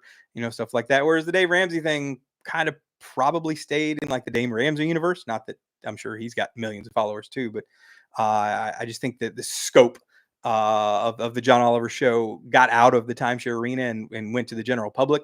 I will say the public loves to mock timeshare owners, man. It seems like the most common reaction is, well, if you're stupid enough to buy a timeshare, you deserve to get scammed, along those lines. And I hate that is the impression that the general public has, but it's probably not unwarranted. Its timeshare industry has certainly earned every black eye it's got over the years, and the sleazy sales practices that still go on today. And they get you coming and going. It's really, really ugly industry. And when you really only have one or two voices out there that are saying the opposite or trying to give people the truth, it's easy to dismiss those when all the other voices in the crowd are shouting something different, and especially when they're shouting something that people want to hear versus the truth, which is not a very flattering bit of fact to telling you your timeshare is worthless. I don't want to hear that. I'm willing to. I'm going to ignore that. I'm going to go to this person that told me they can get me more than I paid for my timeshare, because that's a way better sales pitch. So keep hearing ads on the radio promoting Lone Star Transfer in Wesley. Rather disappointing. Yep, I hear them too all the time. TV, radio. It's the if this company, the no name company, I don't even remember the name of it, that I never heard of, was spending 80 to 100,000. I mean, Wesley has easily taken over the vacancy left by Timeshare Exit Team, and I would say that I wouldn't even gander at the amount that they spend per month on advertising on across media platforms, and it would probably make me sick if I knew what that number was. John Oliver has a sewage plant named in his namesake, Danbury, Connecticut, due to his comedy show. Yeah, I won't say that I subscribe to the John Oliver show and his usual political leanings, but I think he hit that episode on the head. I think it was fantastic. I would certainly choose to participate in that and with the producers again. I thought at the end of the day it did more for owners than most other things published in the media, just because it exposed both you shouldn't buy a timeshare from a salesperson, and you shouldn't use an exit company. So those two things I can get behind 100%. I always tell people that, hey, the story is good and the overview is good, and it is a comedy show, so you should always research the details and don't take people's word for it. No, I think at the end of the day that both the lawsuit for Dave Ramsey and the John Oliver show did a tremendous service to timeshare owners, at least in exposing hundreds of thousands of potential owners to the possibility of exit scams. And that alone, I'm sure is a countless number that were saved by that. Reading that, hey, I'm not going to use that company because, I saw the story and saw what they really do. Far more people probably saw that than found Tug in 2024, or excuse me, 2023. So kudos to both of them. Well, I won't say kudos to Dave Ramsey because I don't think he really accomplished a whole lot. Kudos to whoever sued Dave Ramsey, and kudos to John Oliver for producing that. And if it saved 1,000 owners from being scammed, then all more power to them. I hope they produce more stuff like that. Okay, Wyndham website upgrade issues. Man, this seemed like every other week someone was complaining about a Wyndham website update, and just the constant complaints. It became almost became a punchline at some point. And I faded. I was going to get some karma at Tug when we finally upgraded here at the end of the year, the Tug servers, that I was going to get some backlash from the amount of hate and just the owners were throwing at Wyndham throughout the entire year, through the website issues and glitches and just trying to make reservations and stuff like that. I would imagine that it was a challenging time being in Wyndham information technology in 2023. I'm not sure if all of them are completely done, or if they fixed all of those problems. It's at least it's certainly working now. But there were some times there that it would be a pretty bad time to be a Wyndham owner, and having to do so to the website. I would not want to have been working in Wyndham customer service for many months out of this year. So that was certainly one of the most talked about websites. Still a problem. Super slow. Sometimes calendars don't load. It's a mess. Yeah, it's. I didn't want to try and claim that they had fixed everything, but at least people can log in. So I guess that's kind of, you got to start somewhere. Yeah, I don't want to bring the bad karma and trying to mock, information technology people and website upgrades, because I don't need that juju on me. But yeah, it definitely seems like that could have been done better. Maybe a bit more testing before rollout into production, or some stuff there. But yeah, that was it. I would say that in terms of Wyndham stuff, that was probably the most talked about issue Wyndham wise in 2023. HGVMax makes its way into sales presentations, and man, wow, HGVMax, that is something. Again, kind of like Abound, touted as like the seamless integration between Hilton and Diamond and vice versa. But the fact that they renamed Diamond Resorts to Hilton Vacation Club, and which is very similar to Hilton Grand Vacation Club, but totally different.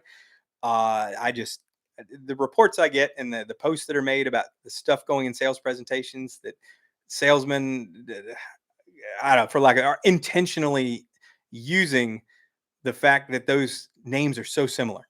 You hear people, I hear it all the time. Hey, I just bought into Hilton. It's awesome. I'm so happy. And when they really bought into Diamond, they bought into Hilton Vacation Club, not Hilton Grand Vacation Club, but they feel that they bought into Hilton just because the name changed. And, but when you bought into Diamond Resorts, it's frustrating because, that value is zero on the resale market. I mean, you just lost 100% of your investment right off the bat, the moment you signed. You couldn't even, it cost you money to give it back to Diamond Resorts. Meaning, if tomorrow you bought today and tomorrow I changed my mind, I want to give it back, they would charge you $1,200 to give it back to them, and that's only if the loan's paid off. So versus Hilton, which is a much better system, higher tier system, Hilton Grand Vacation Clubs, that is, at least has some residual resale value, although it's nowhere near what you paid for it. It is hands down, and if you were to poll 10,000 timeshare owners, I would think all 10,000 of them would probably rate Hilton as a tier higher than Diamond Resorts. But when you have those names that are so close together and they're used interchangeably deliberately, and then you have HGVMax, which was touted as the go-between between the systems, and combining the sale of that with getting all of the existing owners in both Diamond/Hilton and Hilton Grand Vacation Clubs to upgrade to buy into HGVMax, so you'll have access to this. It just, they were playing so fast and loose with the names and trying to sell a system that was in its infancy and is still, in my opinion, changing to this date, and how it's going to play out to allow Hilton owners, Hilton Grand Vacation Clubs owners, access to Diamond Resorts, and Diamond Resorts owners access to Hilton Grand Vacation Clubs resorts, and the changing of the names of some of the Embark resorts are going to become Hilton Grand, where others are going to become Hilton Diamond. I'm just going to use Hilton Grand and Hilton Diamond because I'm tired of saying the names differently. The only worst naming convention in the industry is what Hyatt did than what Hilton did, and I think they're both terrible for it. And I think it was deliberate. I 100% feel that those naming conventions were done deliberately to allow salesmen to exploit that in sales presentations. There's just no other legitimate reason why they're so similar and used almost interchangeably, because the average owner has no idea. If I say I bought a Hilton timeshare, I'm assuming I bought a Hilton Grand Vacation Club timeshare. Average timeshare owner has no idea there is a difference between Hilton Grand Vacation Club and Hilton Vacation Club. And that's a real problem. Whether or not it's a problem that the resorts are exploiting, because again, you should do some research before you buy a $20,000 timeshare. But again, many timeshare owners buy because they believe that very innocent looking pleasantly spoken, well-spoken person in front of them trying to sell them something would not straight up lie to their face when the exact opposite is true in so many cases. So uh, uh, Hilton and the Hilton Diamond merger and HGVMax, I still to this day see so many horrible sales presentation recaps from owners, and how, hey, buy this, upgrade this. It's definitely exploiting both new buyers and existing Hilton Grand and Hilton Diamond owners to purchase into those systems and to purchase HGVMax, touted as a seamless transition between the two. And from what I've seen so far, it's anything but. It may develop into that as they move on down the road, but right now it seems to be more of uh, a marketing money grab than an actual effective system to allow one owner to transfer into the other. Correct me if I'm wrong. I'm sure there's a Hilton owner, Hilton Diamond or Hilton Grand owner on there that will give me their excellent experience with HGVMax or their terrible experience with HGVMax. And chime in if so. I agree with you on what both Hyatt and Hilton did on renaming. Even research makes it hard to really know what you bought. Absolutely, Teresa. It's insane. There's no legitimate reason for that other than deliberate confusion, just intentional confusion that salesmen can exploit. There's just no reason that they should be that close, or should not be an immediate distinction, even if they use the same name, to have a some sort of clear distinction, not the missing of one word. Is just it bugs me. It bugs me to this day, and I will challenge anyone to tell me to give me a valid reason other than to intentionally do that to somehow muddle those two systems, because they're both still in active sales. You go to a Diamond Resort and you're sold Hilton Vacation Club. You go to a Hilton Grand Vacation Club resort, you're sold Hilton Grand Vacations Club, and both of them will probably try and sell you HGV Max. So gladly kept our deeded weeks. Yeah, it's 100%. With there are advantages to point systems, 100%. But if you don't know them and you can't adequately explain why points are better than your deeded week, you should not be upgrading to points until you can answer those questions. So just a way to upsell to get people to buy more points. That's not unique to Hilton or Hyatt or Marriott, or that's across the board. But and I don't fault people for trying to add value to their systems and trying to increase the options for owners. But when it comes down to naming conventions that, in my opinion, are intentionally misleading, that just crosses the line. I would truly love for a Hilton executive or whoever was in the room when that decision was made to give me an explanation on why they chose that something other than, hey, this thought was a great idea to confuse people and sell more timeshares. People thinking that we're going to leverage Diamond, get rid of the Diamond name and leverage the Hilton name. It's the only explanation that makes sense to me.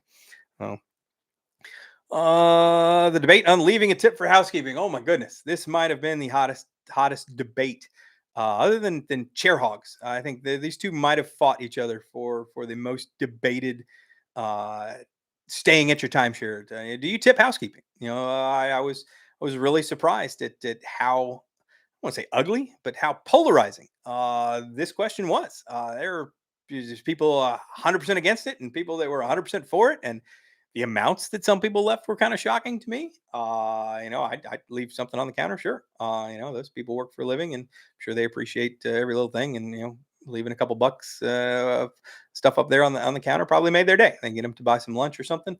But people that absolutely not. And then there are people that talking about taking the shampoo bottles, and it was interesting to see the cross section of time sharing and how people acted differently or reacted differently or had the different impression on, I'm staying in I'm staying in a place I own versus I'm kind of staying in a hotel, and I'm paying for the service and I'm paying for all this. I shouldn't have to pay on top of that for housekeeping. It's funny. You look at I've never left a tip for housekeeping at a hotel. And I'll say that right now. It never occurred to me, and I have always done it at a timeshare. And it's, maybe I'm just wrong, and I haven't stayed in a hotel in eons. I used to travel for work, so it just never really, uh, as a business traveler and staying and stuff like that, it's never really. I would, if I left my luggage or something, I would certainly leave a tip at the bell desk or something like that. But maybe I'm off on that. Maybe everyone tips at hotels too. It just never occurred to me as a business traveler to tip housekeeping at a hotel, because it wasn't, you didn't, it just seemed kind of like they come and knock on your door and leave you towels or something like that, or versus they're cleaning the entire room at a timeshare after your stay. And in most cases, there are also checkout instructions where I have to do all the dishes in the dishwasher and put them up, and I have to take all the sheets and throw them into the hot tub. Meaning I'm physically already helping housekeeping. So I kind of got the point of some people. I'm not going to tip them. They're already asking me to strip the sheets and put all the pillows in one place and do all this and empty the garbage, or at least put it outside the door. And I guess that's a legitimate argument, but that person, you're not being asked to do that in all 600 rooms at the resort, like the staff is there. So, it was just a very, very fascinating discussion that went on for days and hundreds of replies.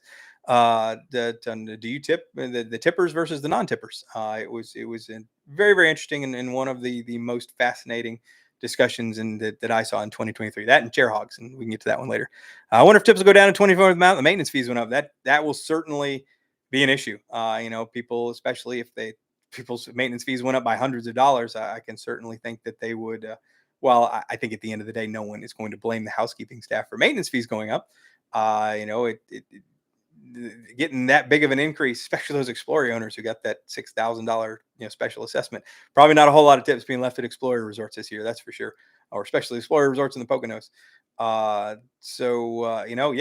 People pinching pennies, and it's maybe they'll leave less. If you were a tipper, you probably still leave something, but maybe you leave a little bit less, or maybe you leave a little bit more. I find myself tipping a little bit more, even at restaurants and stuff, just because everything costs more, and that 20% sometimes just doesn't seem, $20 doesn't seem to be that much anymore these days, even though I recall being able to go out and eat dinner for far less than I can now, just taking two kids out and your wife. And I don't remember that being 150 bucks. Again, I'm sounding like my dad. Back in the day, we could eat 29. I do remember 29-cent cheeseburgers at on like Tuesdays at McDonald's back when I was a kid. But I remember when Taco Bell stuff was priced normally. I couldn't believe how much last time Taco Bell went. Housekeeping line item was up 18%. Plapsing and BAME housekeeping. Hey, 18% increase, depending on what was I'm curious at what the percentage of housekeeping line item was in terms of the overall budget. But yeah, going up 20%. I like to tell people that I doubt they're increasing housekeeping 18% to add profits. I don't think anybody's making money on the increases that are happening right now. If anything, they're scraping by to try and make it as painless as possible. I genuinely believe that the majority of the increase in fees are legitimately costs just passed on to the owners, meaning 18% in housekeeping increase, probably it costs them 18% more. I know that in Florida and in many other states, there is a push to increase minimum wage. In Florida, will go up to, over the next few years, we'll go up $1 a year until it reaches, I forget what it is. I don't think it was $20 an hour. Maybe it was $20 an hour. But yeah, $15 an hour this year, and 16 next year, and 17 the year after that. It was like a 5-year rollout. California, I think, implemented $20 an hour minimum. Other states it seemed like everybody's going to or attempting to go to $20 an hour. And when previously it was $8 or $9 an hour. I mean, that's doubling your labor costs. It's a mind blowing amount of money to your bottom line. It's not a non-negotiable increase. In 2026 Florida minimum wage of $15. That's what it was. Although I haven't seen a minimum wage less than $15. I mean, even the advertising at Buc-ee's, advertising McDonald's showing $16, $17 an hour. With no experience required. That's not even for managers. Had a friend of mine's kid come home from college and went to work part-time at Home Depot at the garden department, was paid $16.85 an hour. He couldn't believe it. Both of us were kind of shocked. He was started at $16.85 an hour, zero, just a full, garden department. No, not a skilled position or anything like that. It's that sort of competition for labor in this market is, I don't see how people could retain someone for $14 an hour or even $15 an hour when you can get such he was, full benefits, working for a company like Lowe's or Home Depot, and probably a 401k, although at 20 years old, he probably wasn't participating in that, but it was truly, truly impressive, mind blowing to me to see how much people can start at now. It's all of that cost is just passed on. That's why, 2x4s are $4 and $5 a piece now. And that's why, everything has effectively doubled in price. Labor is usually one of the largest line items for any business that interacts with people. And when you double that cost overnight, you can't just eat that. What's the purpose of being in business if you lose money?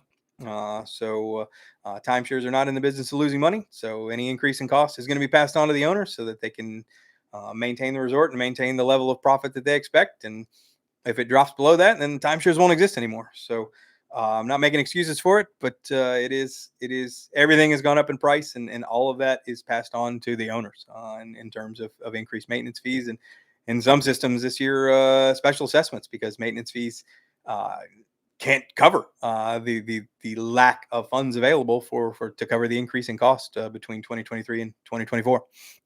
You know, number 17, the BBB releases a comprehensive and very unflattering case study in the timeshare industry. This was another kind of low point for the industry. It was a very, very detailed article that the BBB spent months researching. And shout out to our friends at the St. Louis BBB.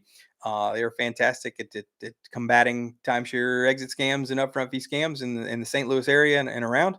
I think they were very, very instrumental in this particular article. And again, to get something like that in the mainstream media, it was a lot of information shotgunned at people, but the underlying story was how bad the exit industry is, how difficult it is to get out of a timeshare, how bad your experience is likely to be if you are left to your own devices to exit your timeshare. In the average search on Google or something like that, and chances are you're going to be encountered, or you're going to engage with someone who's trying to scam you. That report, when it came down, was largely ignored by the industry, of course, because again, it wasn't very flattering. But again, I can only hope that people read that, even if it's just the headline and the first few paragraphs, and realized that, or at least it got them thinking. A little light bulb clicked in that, hey, maybe this company, this exit company or this resale company is blowing some smoke, asking me for $799 or $4,000 or $7,000 to get me out of my timeshare. And that message we can get behind. So the more people that hear that message, the less people are going to be victimized by those schemes. All right, how many people we still got on chatting with us now? Still 23, man. I can't believe how long have we been going. I don't see my little, oh, wow, an hour and 35 minutes. Wow. Yeah. Thank you so much for sticking with me for 90 minutes. I know I get a little long-winded, but hopefully you guys are enjoying it. And the fact that you're still here, maybe everybody fell asleep on their desk and they just stay logged in. So if so, I still thank you for tuning in. What else we going? I joined an hour late and was surprised the party was still on. Yeah, Claire, hey, thanks for tuning in. That's okay. We're still here. Still got a few more items to chit chat about, and then we'll do some. Thank you, TJ. I certainly appreciate it. Usually they don't go this long, but as long as people are listening, I'll talk, and we'll do a Q&A at the end. If anybody's got any stuff they want to talk about, I'll talk for as long as anyone wants to listen and has questions for me. So moving on to number 18, Tug Facebook page gets 20,000 members. This is absolutely crazy to me. We started the Tug Facebook group. I don't remember. It's been a while, and it's kind of,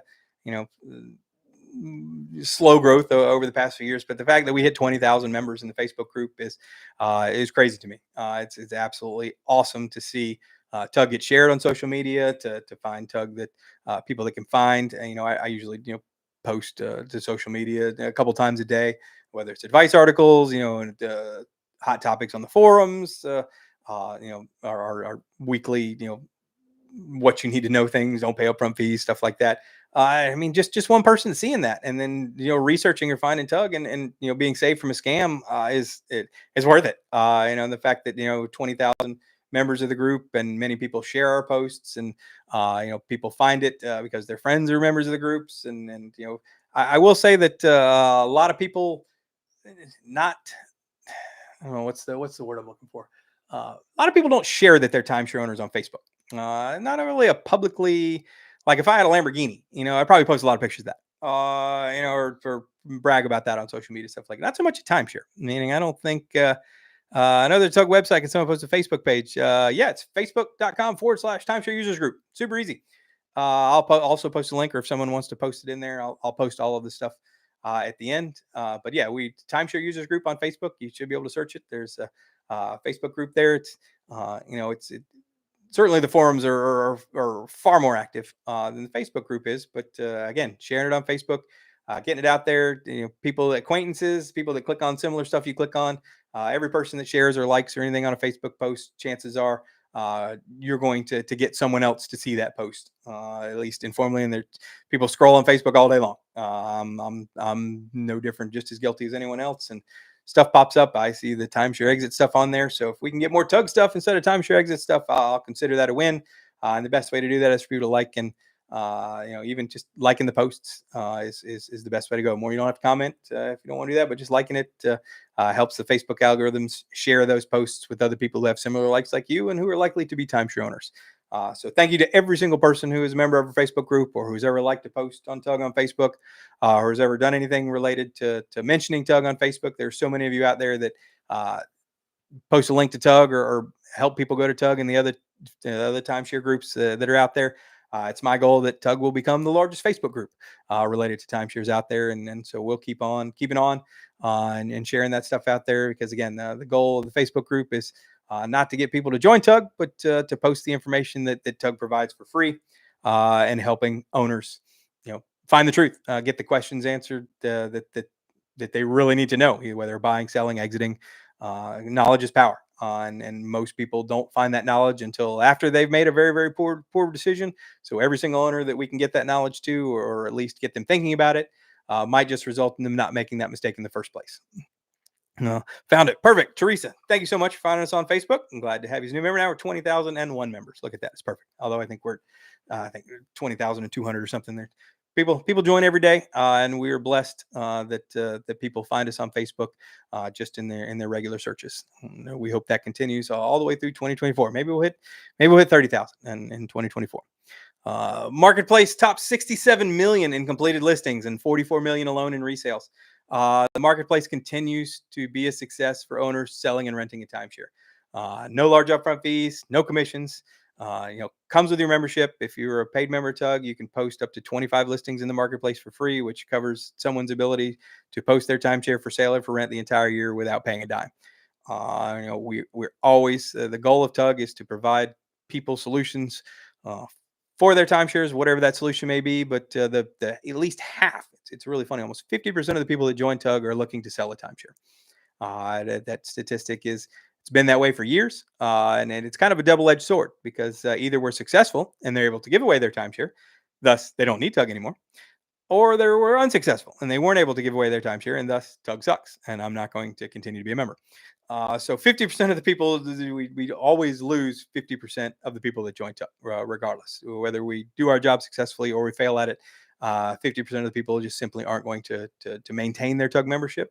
But those other 50% are truly amazing individuals, especially those on the forums, because day in and day out, 24 hours a day, the knowledge passed on Tug completely free of charge is it's just immeasurable. Every topic, every system, every single thing. I've never seen a question go unanswered on Tug, and it's not just like you'll see on most Facebook pages or most other groups, do a search or something like that, which is just I hate that answer. People come in here to help, and but the fact that people will take the time to type out thoughtful and informative, detailed replies, because again, what we talked earlier is people were they were themselves in that situation 5, 10, 15 years ago, and someone did that for them.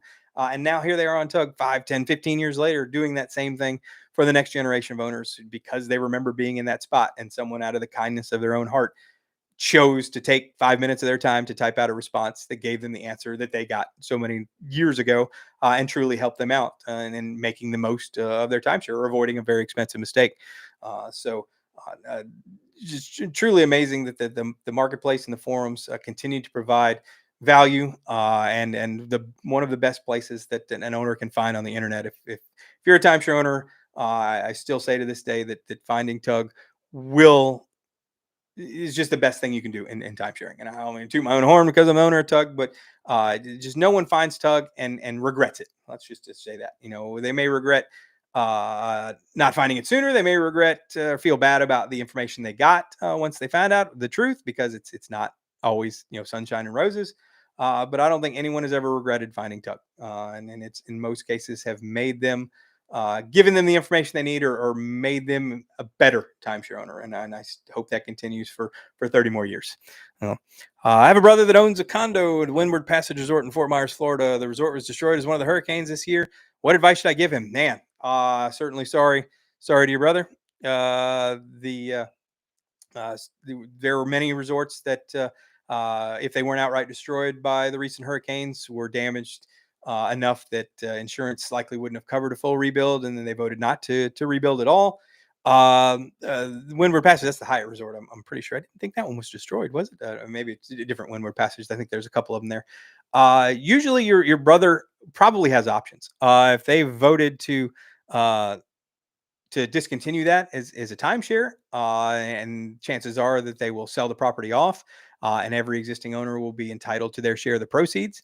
That may not be a significant amount of money. It could be a huge amount of money, depending on how many resorts there were, how much the sale price is, how much the fees take out of that, how much is left over, then gets distributed to the remaining owners. Chances are your brother is probably had communication from the resort, or the management company, or the association, or someone explaining, hey, this is our timeline, or if they plan to rebuild or not. I would look at, if they haven't, I would tell him to reach out to get that answer. What is the plan? Do they plan on rebuilding? Do they plan on just bulldozing it? Is it going to cease operations as a timeshare completely? They just going to sell it off? Because the answers to that really dictate his options. In many cases, they may just let him surrender it back, and if so, he's out of it free and clear. But he's also not.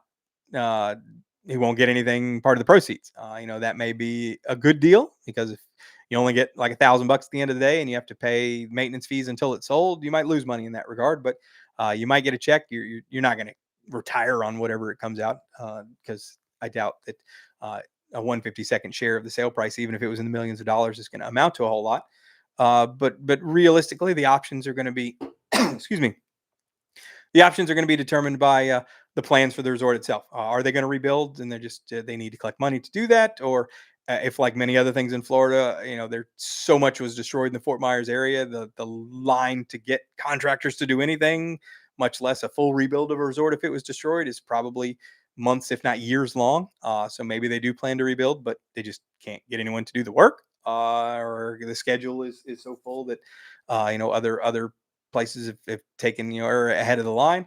But yeah, you really need to determine what the plans are for the resort. Is it going to continue? Is it going to be rebuilt, or is it going to be shut down and not ever reopen? And if that's the case, I'd start asking questions about, is it going to be sold, the timeline for that, and he will need to decide whether he wants to remain an owner, and then wait to get his proceeds of the sale, or surrender the ownership back, just to be out of paying the maintenance fees.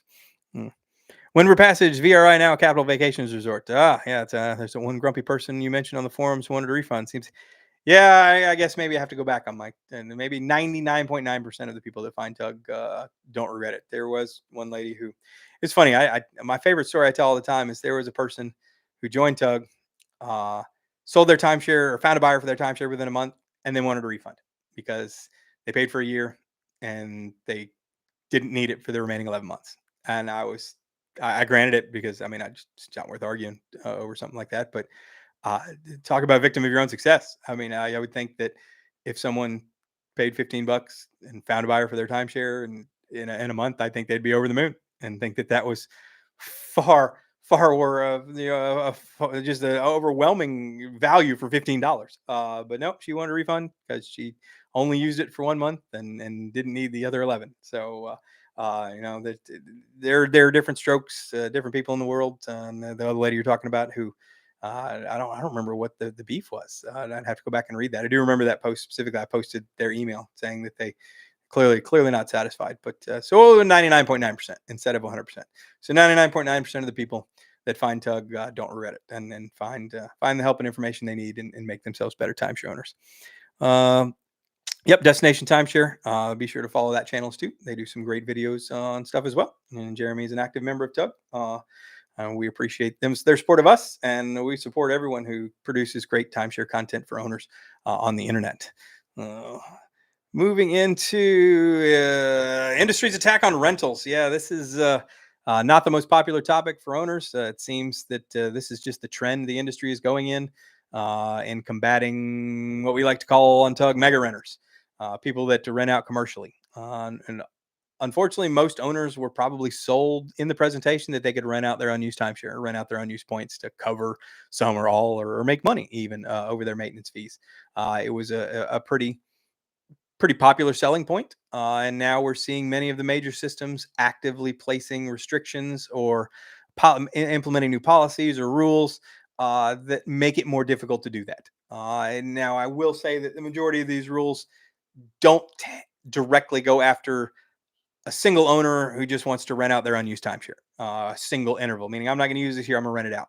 Most of these policies don't target that specifically, and they're intended to at least target people who are renting out multiple intervals. They have a huge amount of points, and they're looking to rent multiple timeshares commercially to strangers versus friends and family or anything like that. And that is truly what these policies, in my mind, is what these policies were designed to go after. Unfortunately, there were no rules against that when these people bought, or when people bought lots of points, and now implementing these rules that you really have two sides of the fence. You have the people that bought this stuff, and I just want to use what you told me to do. I just want to be able to rent out my unused timeshare points. You told me I could. You sold it to me like this. I should be able to do it.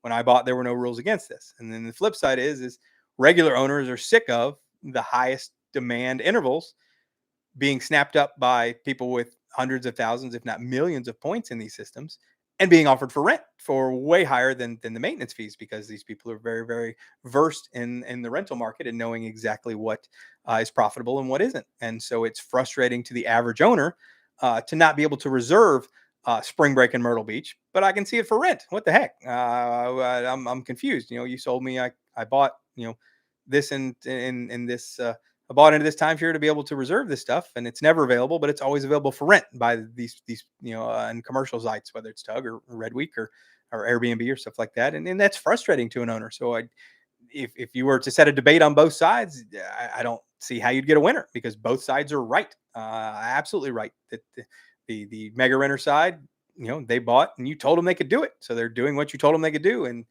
the owner side, they're pissed off that they can't reserve something, and the only reason it's not available is because another owner reserved it for the explicit purchase, or explicit. Yeah, man, I'm dying here.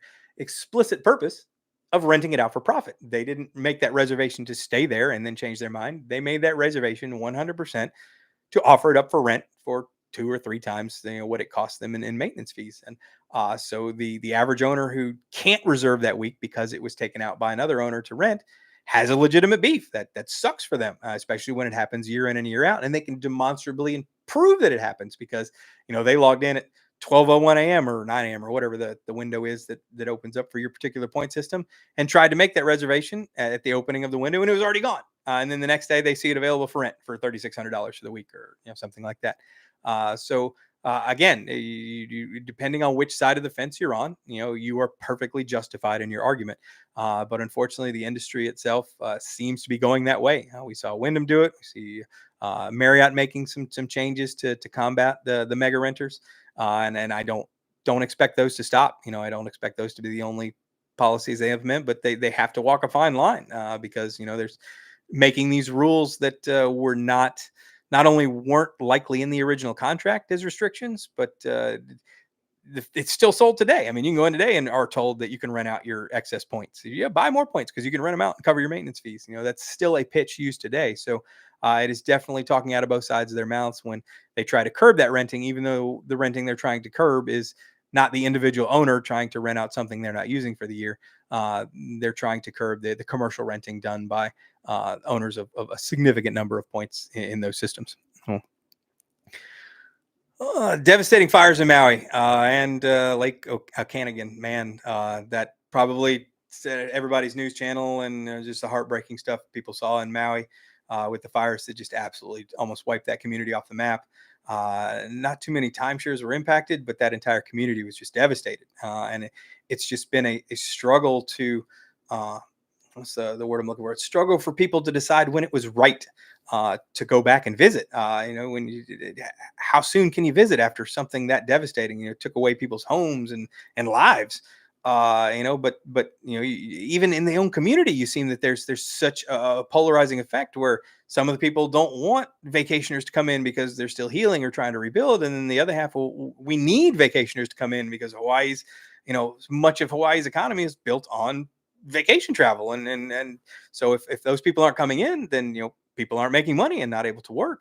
And the flip side of that is many resorts open their doors to the refugees and people that lost all their homes. So they couldn't even take owners in to stay in their own weeks because they're being humanitarian and being supporting their own community that they used to live in housing these people that had no other place to go. So again, it's one of those things where both sides aren't wrong, but it's a legally versus morally wrong thing, and it was so polarizing in the difference between what people thought, even in their own community, not just timeshare travelers. I certainly would have felt odd trying to travel to Maui, when they claimed it was opened up. But I would also feel terrible of not being able to use my week that if I've stayed at, I own a deeded week at that week and I'm going to have to pay for it. I've already got my plane tickets. Do I just stay home and not support that community, which maybe I've been a part of for the past 20 years, staying there every year, or something to that effect. It's not a one size fits all argument. Not every vacation traveler is a callous individual who just wants to go on vacation and not look at the people that were, not the people that were, their entire families were, all their belongings were lost to the world. And not everybody in Maui, didn't want travelers to come so that they could, try and maintain the economy or try and make a buck. Vendors and staff of hotels and stuff like that. How do those people make a living if no one is staying? So it truly was a disaster of epic proportions that had just so much impact on the timeshare and vacation travel industry and owners themselves, just because there was no right answer, and I'm not even sure there still is a right answer. Obviously, you eventually have to reopen. You just can't. The town wouldn't survive if vacation travel didn't exist anymore. And but when is it comfortable? When is it? You certainly wouldn't want to go and be mocked by the locals or looked down upon just because you're trying to enjoy a vacation. How do you answer that question? It's definitely something that still the argument is still being made, and if not in lesser frequency, still being made today. I was there the other day, sucks seeing all the homeless camps. Yeah, I can't imagine. I truly can't imagine that scenario at ground zero and what some of those people are going through. It's just like, I guess, when hurricanes devastate a certain town, whatever town got unlucky enough to be in the eye where it hit ground zero and just essentially got wiped off the map. And, a town 50 miles away goes untouched and, open for business in the next week, and you kind of out of sight, out of mind, I guess. But when you have such a popular vacation travel destination in such a small community like that, it's hard. It's truly hard to even enjoy a vacation, and knowing just what you saw, seeing it and knowing what happened, and knowing that you might be able to look out your window and see it, but it's really, really close. And I just don't know. I can't tell people how to feel, but I certainly empathize with people who feel too soon versus people that I also feel tied to the community. I want to go spend money. I want to go donate some stuff. I want to go maybe volunteer on maybe that's not the case. Maybe I'm being ultimately too kind at thinking that people think that way. But I certainly don't see anything wrong with wanting to go visit and do my part to somehow help that economy rebound. If it's a matter of leaving $100 tip at a restaurant I eat at, or frequenting a local establishment that I've always frequented just to give them some extra business, and then stuff like that is what's going to make that community heal, not people staying away because they're afraid. I don't think anyone arguing for that. I think they're more arguing on emotion versus reality. But again, it's easy for me to armchair quarterback this from 1,500 miles away in my in my office in Florida. So that pitch explicitly stated you had to use your points for personal use. Commercial and rentals were not allowed. Yeah, that Wyndham has definitely ramped up their game against mega renters and commercial renters, as they likely call them. But the fact of the matter is you're still personal use can include renting out unused points as long as you're renting them out to acquaintances or family or stuff like that. How do you prove that I'm doing it commercially? How do you prove that I'm not renting out, that I'm renting out to a stranger versus renting out to an acquaintance, which is perfectly legitimate as part of your ownership. So definitely a gray area. Definitely a lot of changes coming down the line in 2023, and I expect to continue into 2024 as they begin to tweak those rules to further excise and separate commercial renting versus renting out your own unit to someone else that you're not going to use. And someone smarter than me is going to have to make that distinction. I couldn't figure out how to do it. Especially when you magnify that across, how many owners does Wyndham have? I'm sure it's probably in the six-figure range. And granted, they're only trying to target maybe 1% of that. 1% of those people who are actively causing the problems that they're trying to fight. But unfortunately, in implementing rules to fight that 1%, you're likely going to impact a much higher percentage than just that 1%, and not in a positive way. So I don't envy the person who has to make those decisions and then roll those out, because no matter what decision you're going to make, you're going to piss someone off. It's just kind of the nature of the beast. I guess it's just trying to limit the amount of people you piss off while trying to make the rest of your owners happy. I mean, you got one side, you've got the 1% who are commercial renting or mega renters that are standing on the line that, hey, this is how you sold me this, I'm allowed to do this. And then the other side, you've got thousands of owners who complain that inventory is not available because it's being snapped up by mega renters. Again, where that line meets and that happy medium, I doubt it'll ever be a fixed position. I imagine they'll constantly continue to tweak whatever metrics they have to determine whether someone's a commercial renter or not, or to identify commercial renting versus just renting to friends and family.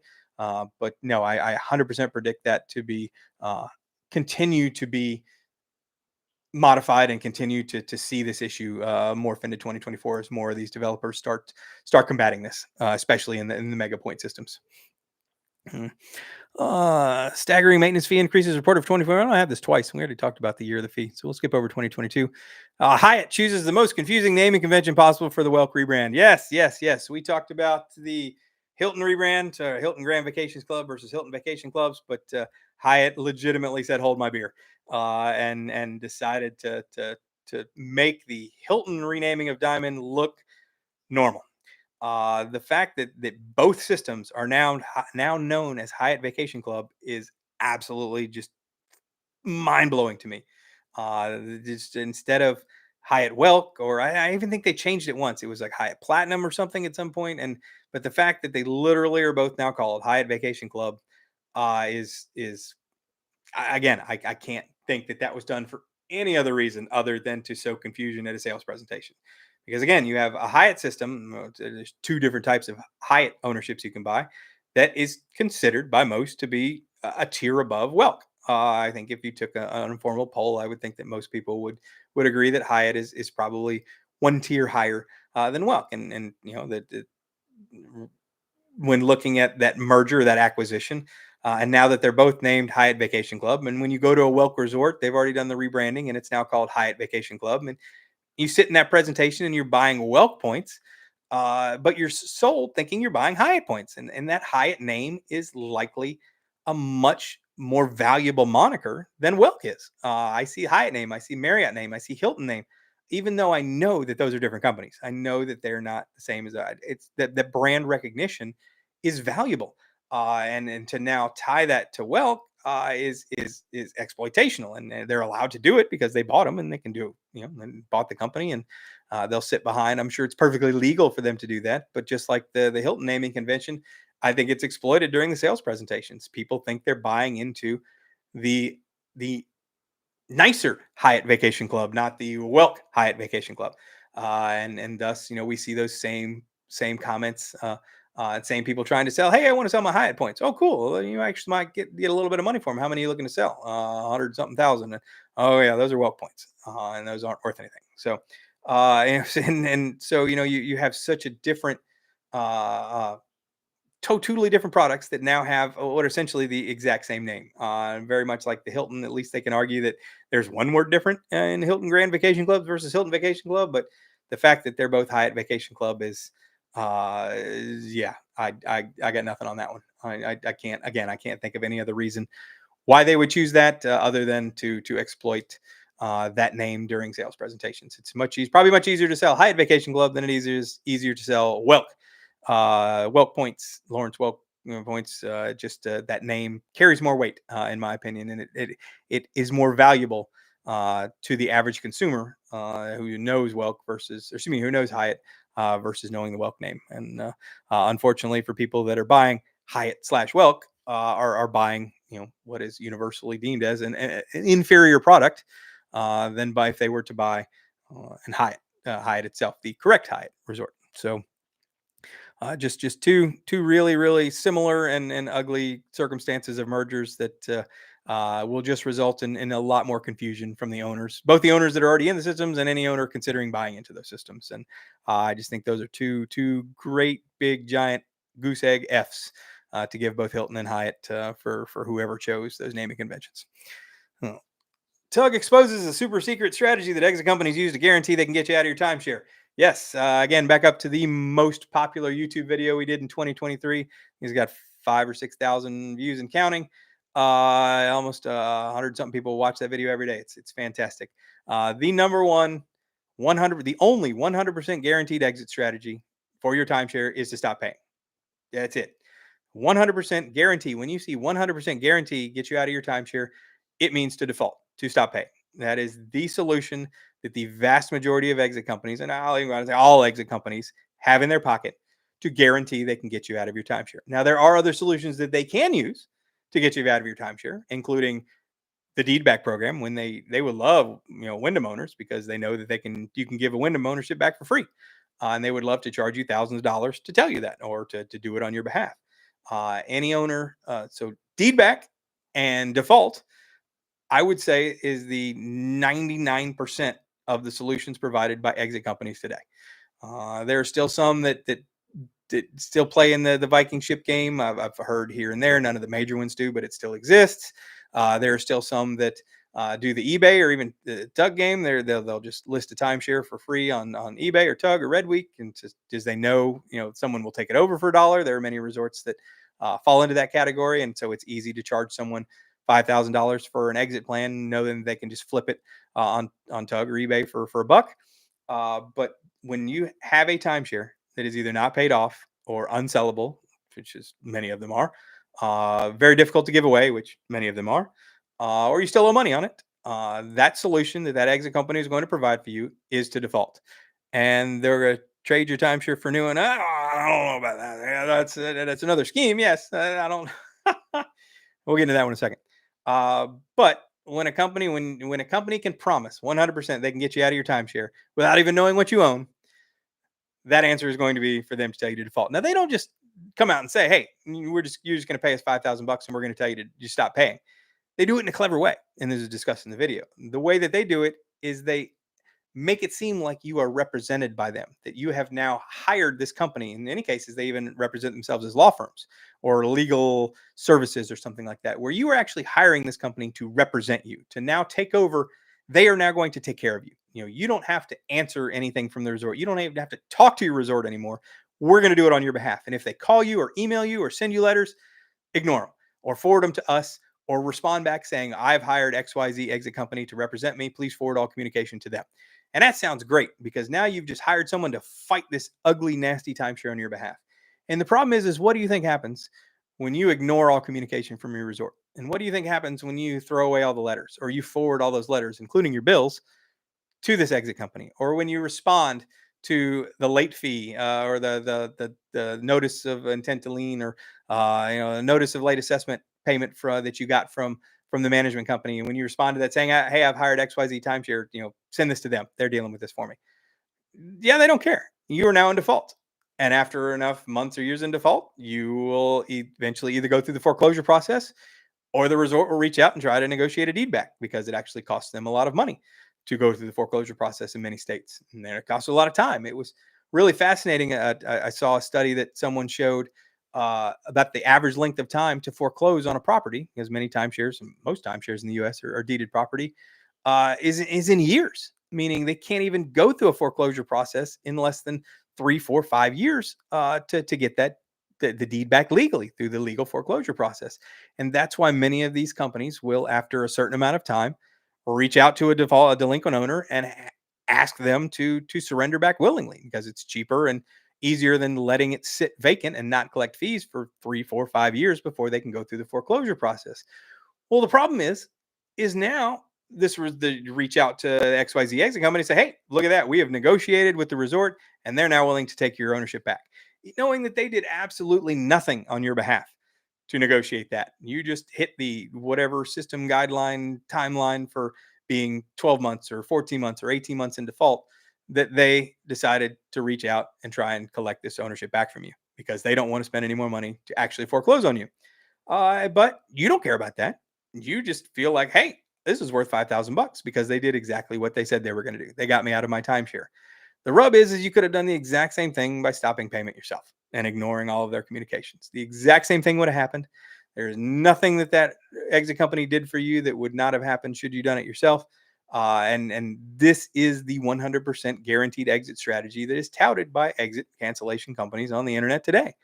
And it is truly amazing how many people fall for it and unintentionally go into default and eventually are no longer the owners of their timeshare. Now, whether or not you get reported to credit bureau, yeah, there's a chance of that. You go into the foreclosure process, yep, there's a chance of that. Could you be turned over to collections? Yep, there's a chance of that. But that's the same whether you hire an exit company or not. There's no difference whatsoever when doing that, and that is why we always advise against paying people up front to get out of your timeshare, because all of the solutions that they provide you are solutions that you can do yourself. And to expose the 100% guaranteed exit strategy, which is defaulting on your payments, the fact that so many people are seeing that, we truly hope that every person that sees that will never use an exit company to get out of their timeshare. And if they want to use an exit company, or we're going to, hopefully they just chose to do those strategies on their own without throwing away thousands of more dollars. Another guaranteed way to is trade your timeshare for a new one. Yeah, that is an option if you went to some of these Mexican timeshares. One of the big schemes is offering to trade in your timeshare, where you can quote unquote trade up. We'll give you twice what your timeshare is worth if you just buy this other timeshare for 4 times what it's worth. Yeah, it's our advice. Just don't ever sign anything at a sales presentation. Period. Just don't sign anything. I don't care what it is. I don't care if it's don't even sign your receipt. Just don't sign anything at a sales presentation. I almost universally regret it. Take all the paperwork with you, read it up, post it on Tug, get the advice. We guarantee in almost all situations that you are not going to regret not signing to buy something at a sales presentation, whether it's a trade-in, whether it's an upgrade, whether it's a conversion to points. All of these things are almost universally terrible ideas for you to do at the sales presentation without taking some time to go and do some research. And they rely on this last minute thing. It's deals only available today, or it's a last minute thing, or my manager authorized me to do this just for you because you're the best, goodiest timeshare owner that's come through my door in the past 5 minutes. And so we're going to give you the special deal. I don't care what they say. That deal is available next week. That deal is available 2 weeks from now. That deal is available 6 months from now. You can take that salesman's email and form and call him up in 2 weeks and say, hey, you know what? I did some research. This is a great idea. Can I sign that contract again? And he will literally jump through the phone. He will teleport through that phone to your home office with that contract for you to sign right then and there. I guarantee you there's nothing that's ever offered at a sales presentation that is time sensitive other than your ability to cancel after you sign. So do yourself a favor. Everyone watch this video or hears it. If you can take one thing away from this, don't sign anything at a sales presentation, period. I don't care what it is. Take the paperwork, do your research, take pictures of it, post it on Tug. People will tell you how bad of a deal it is. But the worst thing you can do is sign something then and there, especially without doing any research. That's why rescission time is very important. You are absolutely correct. Rescission time. And that's why it's always measured in days. And there's a specific reason why the average time to rescind is 7 days. And sometimes it's as little as 3, sometimes it's as high as 15, but on average, it's about 7 days. Oddly enough, that's almost as much time as you're on vacation. And that's oddly enough is why they try and schedule your sales presentation on the next day or as early as possible into your vacation. So after you sign, you go back on vacation for a few days and either use up most or all of your time to rescind. Almost no one goes back to their room and does research after signing. They always enjoy their vacation. I'll research this when I get home. And then after you've settled in, gone back to work that Monday, done your thing, then you sit down, maybe see the paperwork sitting on the corner of your desk in your book bag, or when you unpack your suitcase. If you're like me, you unpack your suitcase like 2 weeks later. You see that folder you sign and start reading into it and then realize what a terrible deal you made, it's already too late to cancel. And that is done by design. Some of the timeshare companies refused to foreclose if they knew you had signed up with an exit company. Yeah, no, it's they refused to. It was just easier for them to do a deedback, just because they knew once you've signed up with an exit company that they have to go through the full lengthy foreclosure process. That was one major detail that it escaped me through this entire time. That actual legal foreclosure process took years. It wasn't a, hey, you've been in default 6 months, now we can foreclose. It is just an absolutely mind-blowing length of time for the average foreclosure. I think in Florida it was something like 2.5 years. In Hawaii it was over 5 years. It was just crazy.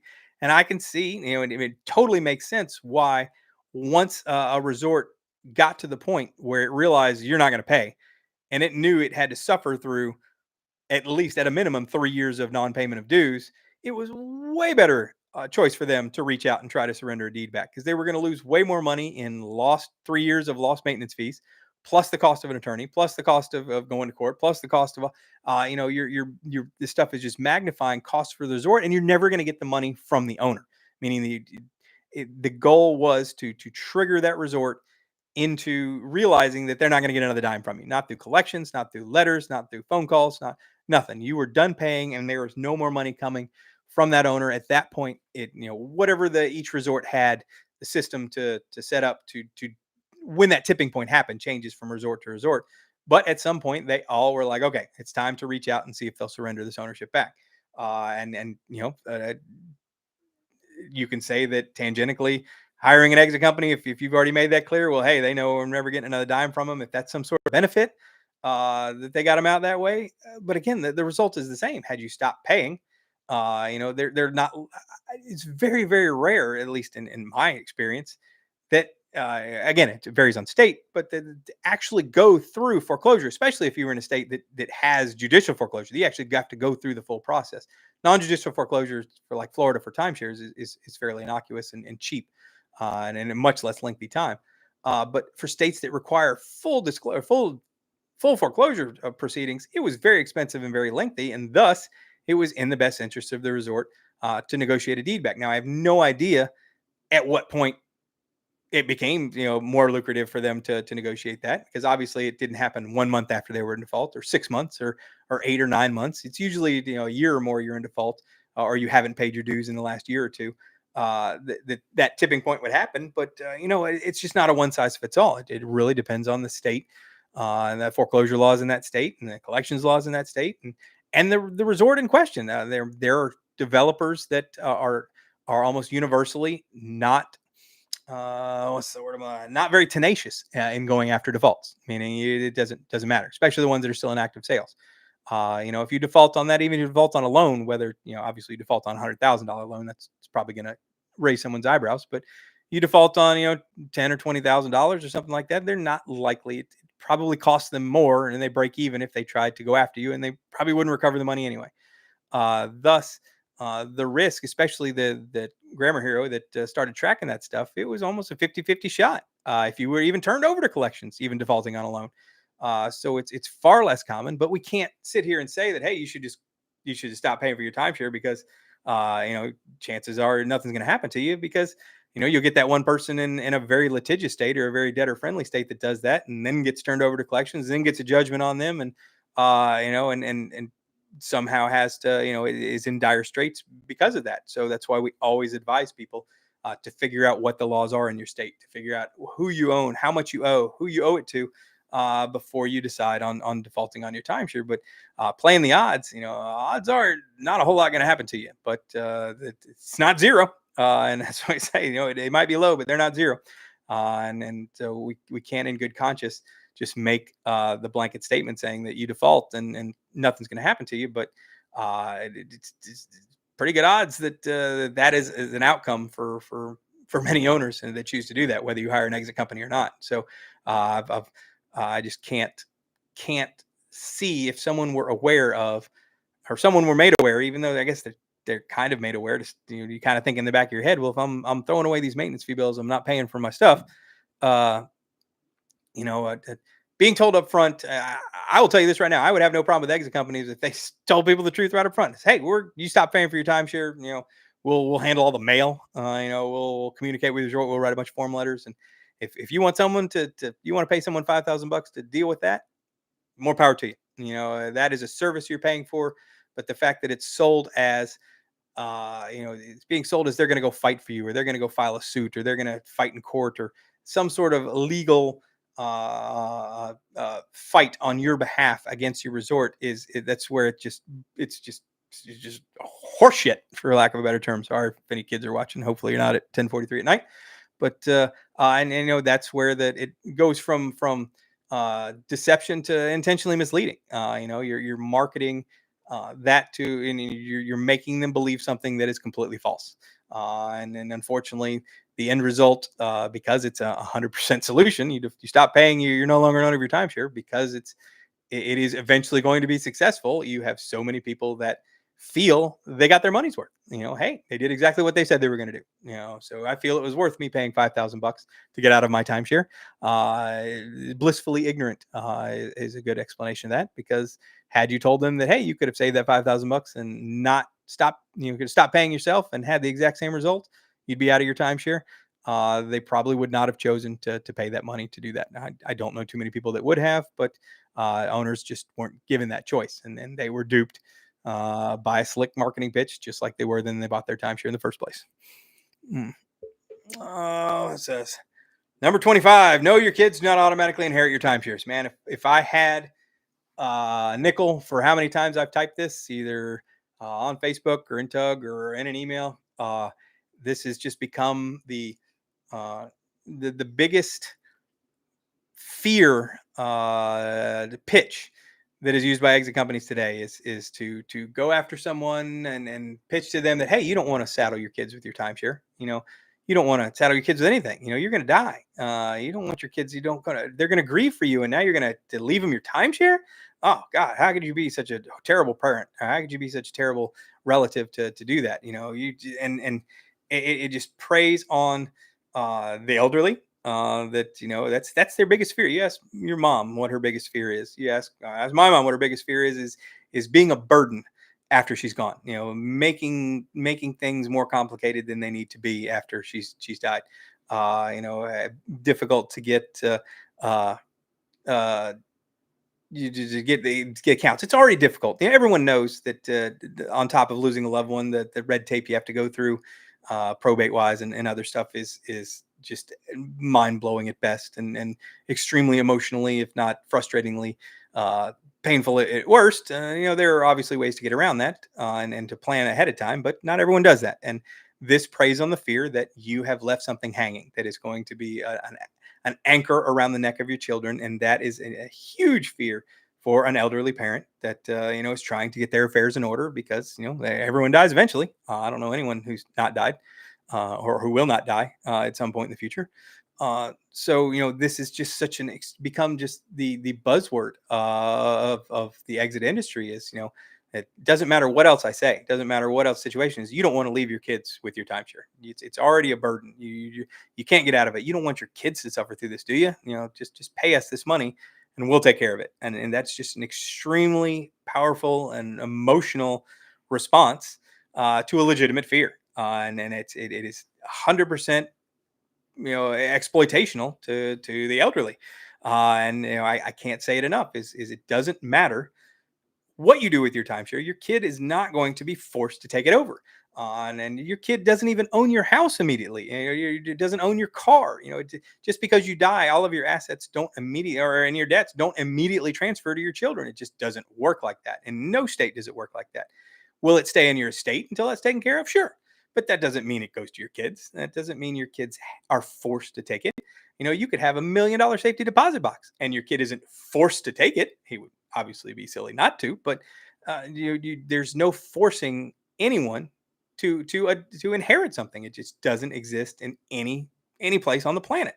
So to use that, just kind of playing fast and loose with, well, yeah, it stays in the estate until it's taken care of. That's way different than your children, being saddled with it. They're suddenly going to become the owners of it. And it just is such an important distinction that is deliberately ignored and deliberately muddled to use that line because it's so effective in implementing that fear that so many elderly parents have in being a burden to their kids when they die, or not having their affairs in order.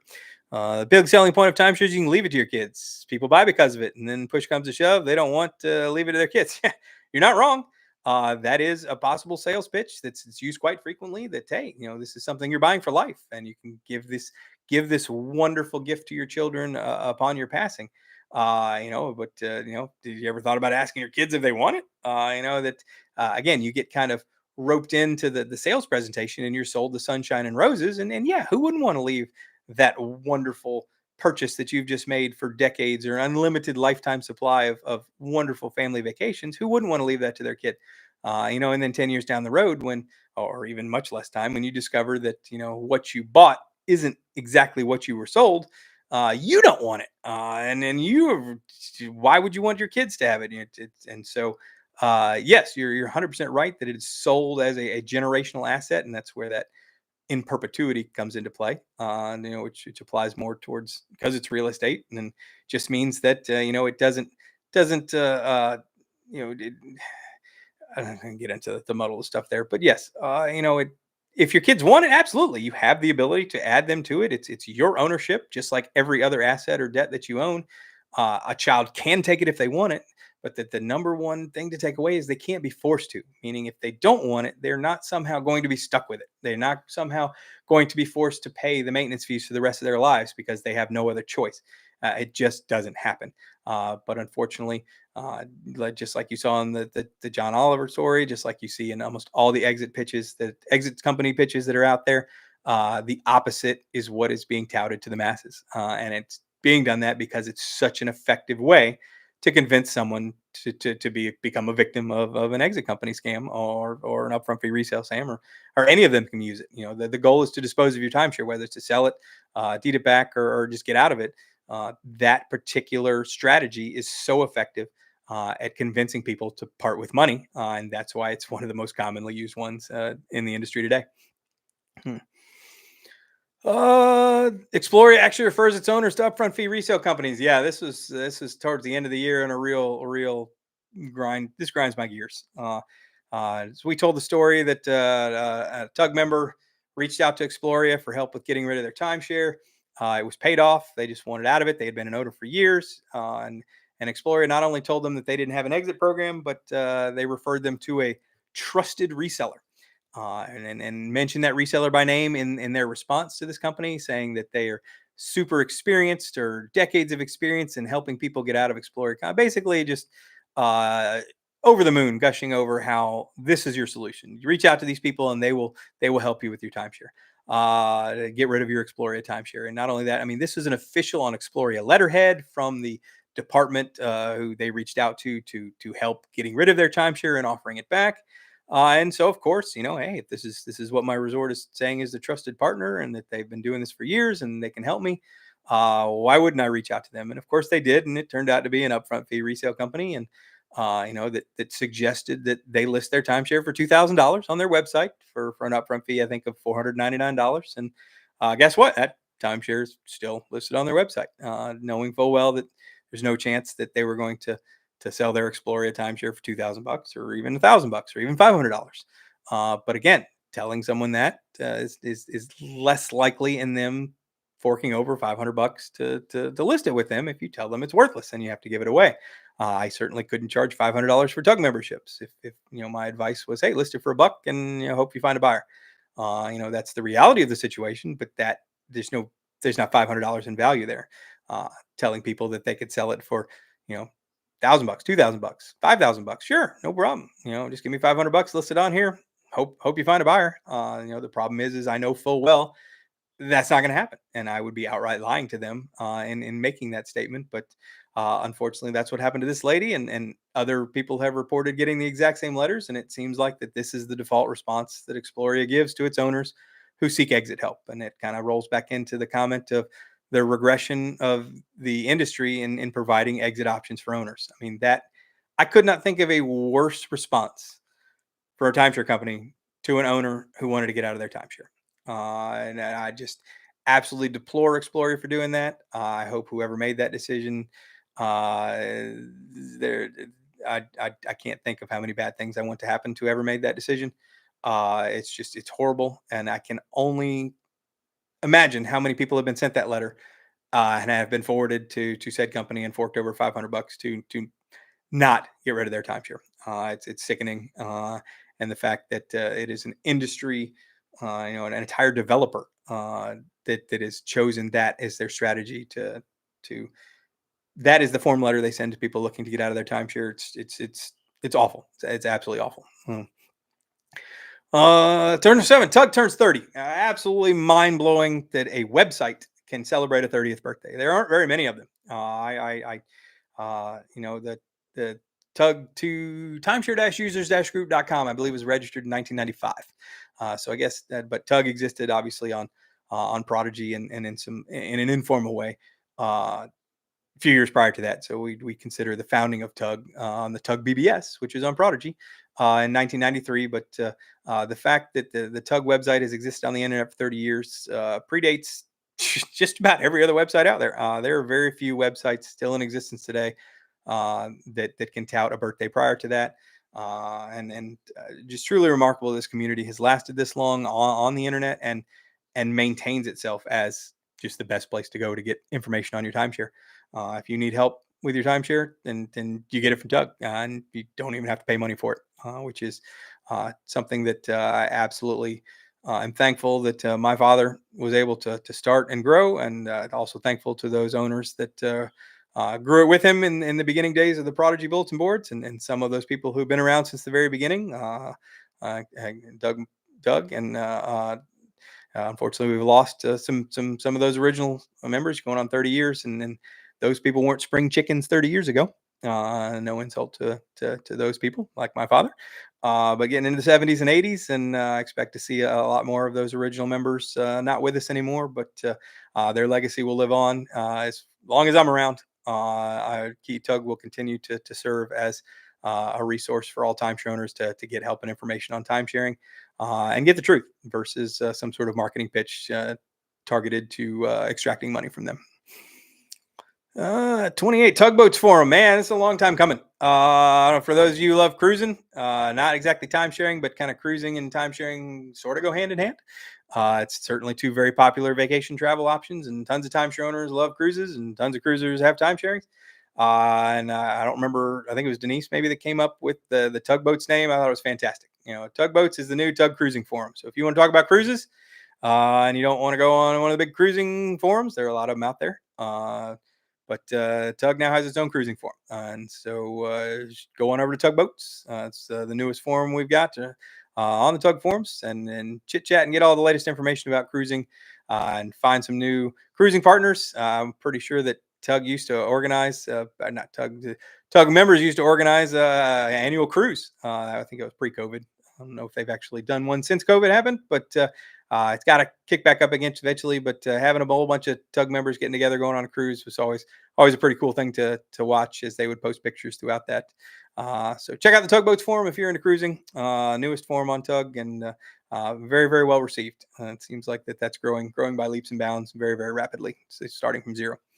Along that, Tug forums reach 119,000 members. I think we were kind of hoping to hit 120 by the end of the year, but the Tug forums is about 500 people a month. I want to say registrations on the forums. Now, of course, not all of those people join Tug, as the Tug forums are a free resource. So we never ask anyone to pay to join the Tug forums. If you need help and advice, you don't need to pay to get it on Tug. You can get it right off the forums for free. But the fact that the site continues to grow, the forums continue to grow at 500 registrations or so a month, is very, very humbling. We're obviously doing something right if 500 people a month are still finding the forums and reading them, and hopefully even if they're not participating, that they're able to rescind or are able to avoid a very, very poor decision, whether upgrading or canceling or exiting or something like that. So many people find old posts because the forums are extremely popular in social media, extremely popular in search engine optimization. So when you type in certain things, these posts come up as some of the top results, at least after the upfront fee resale company ads. So if anyone ever scrolls down to the actual top search engine result, that is how the vast majority of people find Tug. And finding a thread on the forums, or either popular one that asks the exact same question that they had typed into Google. So truly blessed and truly humbled, and here's to hoping for 30 more years, and we'll see how many hundreds of thousands of people we can reach to participate on our forums before the lights eventually turn off. Number 30. Hilton purchases Blue Green. Yes, this was kind of a last. I guess Hilton was feeling kind of lackluster after buying Diamond. Didn't think they did enough for buying one major timeshare developer, or they decided to buy another one. Maybe we don't really know. I think there were some funny anecdotal comments on what they were going to name Blue Green, since they renamed Diamond to Hilton Vacation Club, and so it's Hilton Grand Vacation Club, Hilton Vacation Club, and maybe Hilton Blue is what they'll call it, or something. So we'll see how that goes. I will say that this one made a lot more sense. Blue Green had a lot of resorts and locations that Hilton did not, and that a lot of Hilton owners were in high demand for resorts that it would probably cost Hilton way more to develop in those areas, especially since real estate is at a premium at most hot vacation destinations. So buying Blue Green, at least on paper, made sense. I won't pretend that I understood the financial ramifications and how much they paid for it versus the proposed income and stuff like that. But in terms of offering Hilton and obviously tangentially diamond owners these new Blue Green resort locations, is certainly a win on paper, and that will, if it ever comes to a point, which I believe is the goal, that Hilton and Diamond and Blue Green all have some sort of magical nebulous system that allows them to make reservations cross-platform, or it eventually becomes all one platform. I think that new Hilton conglomerate, for lack of a better term, will provide some really valuable, really positive options for owners to buy in vacation industry. Hilton is already an extremely popular system, and to add the diamond resorts, that especially the international ones that provided that was missing in Hilton, and now Blue Green providing the southeastern stuff, and that Hilton was missing.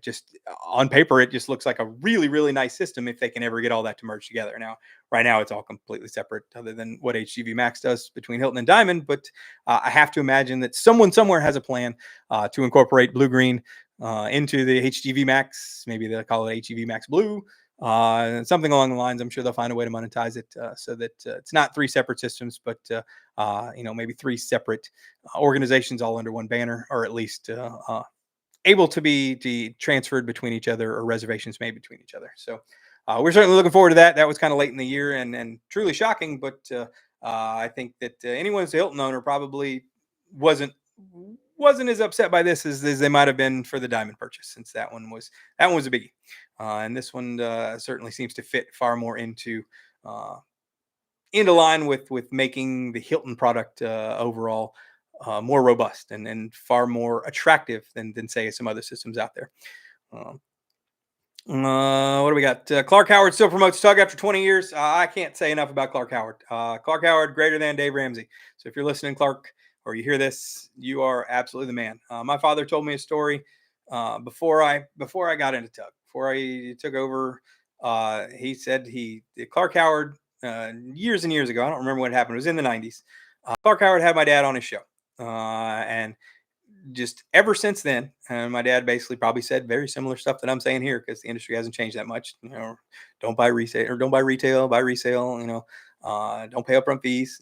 I'm sure all that stuff still existed 20 plus years ago, 25 years ago, and ever since then, Clark Howard has we've never paid Clark Howard a dime. We've never charged. He's never asked for any reciprocal advertising, and the fact that he still promotes Tug now 20 plus years later, to almost every question he gets, timesharing related, to people calling into his show now, to on his website, to people that email questions to his help team. A link to Tug, or a reference to Tug, goes out to almost all of those members through that night.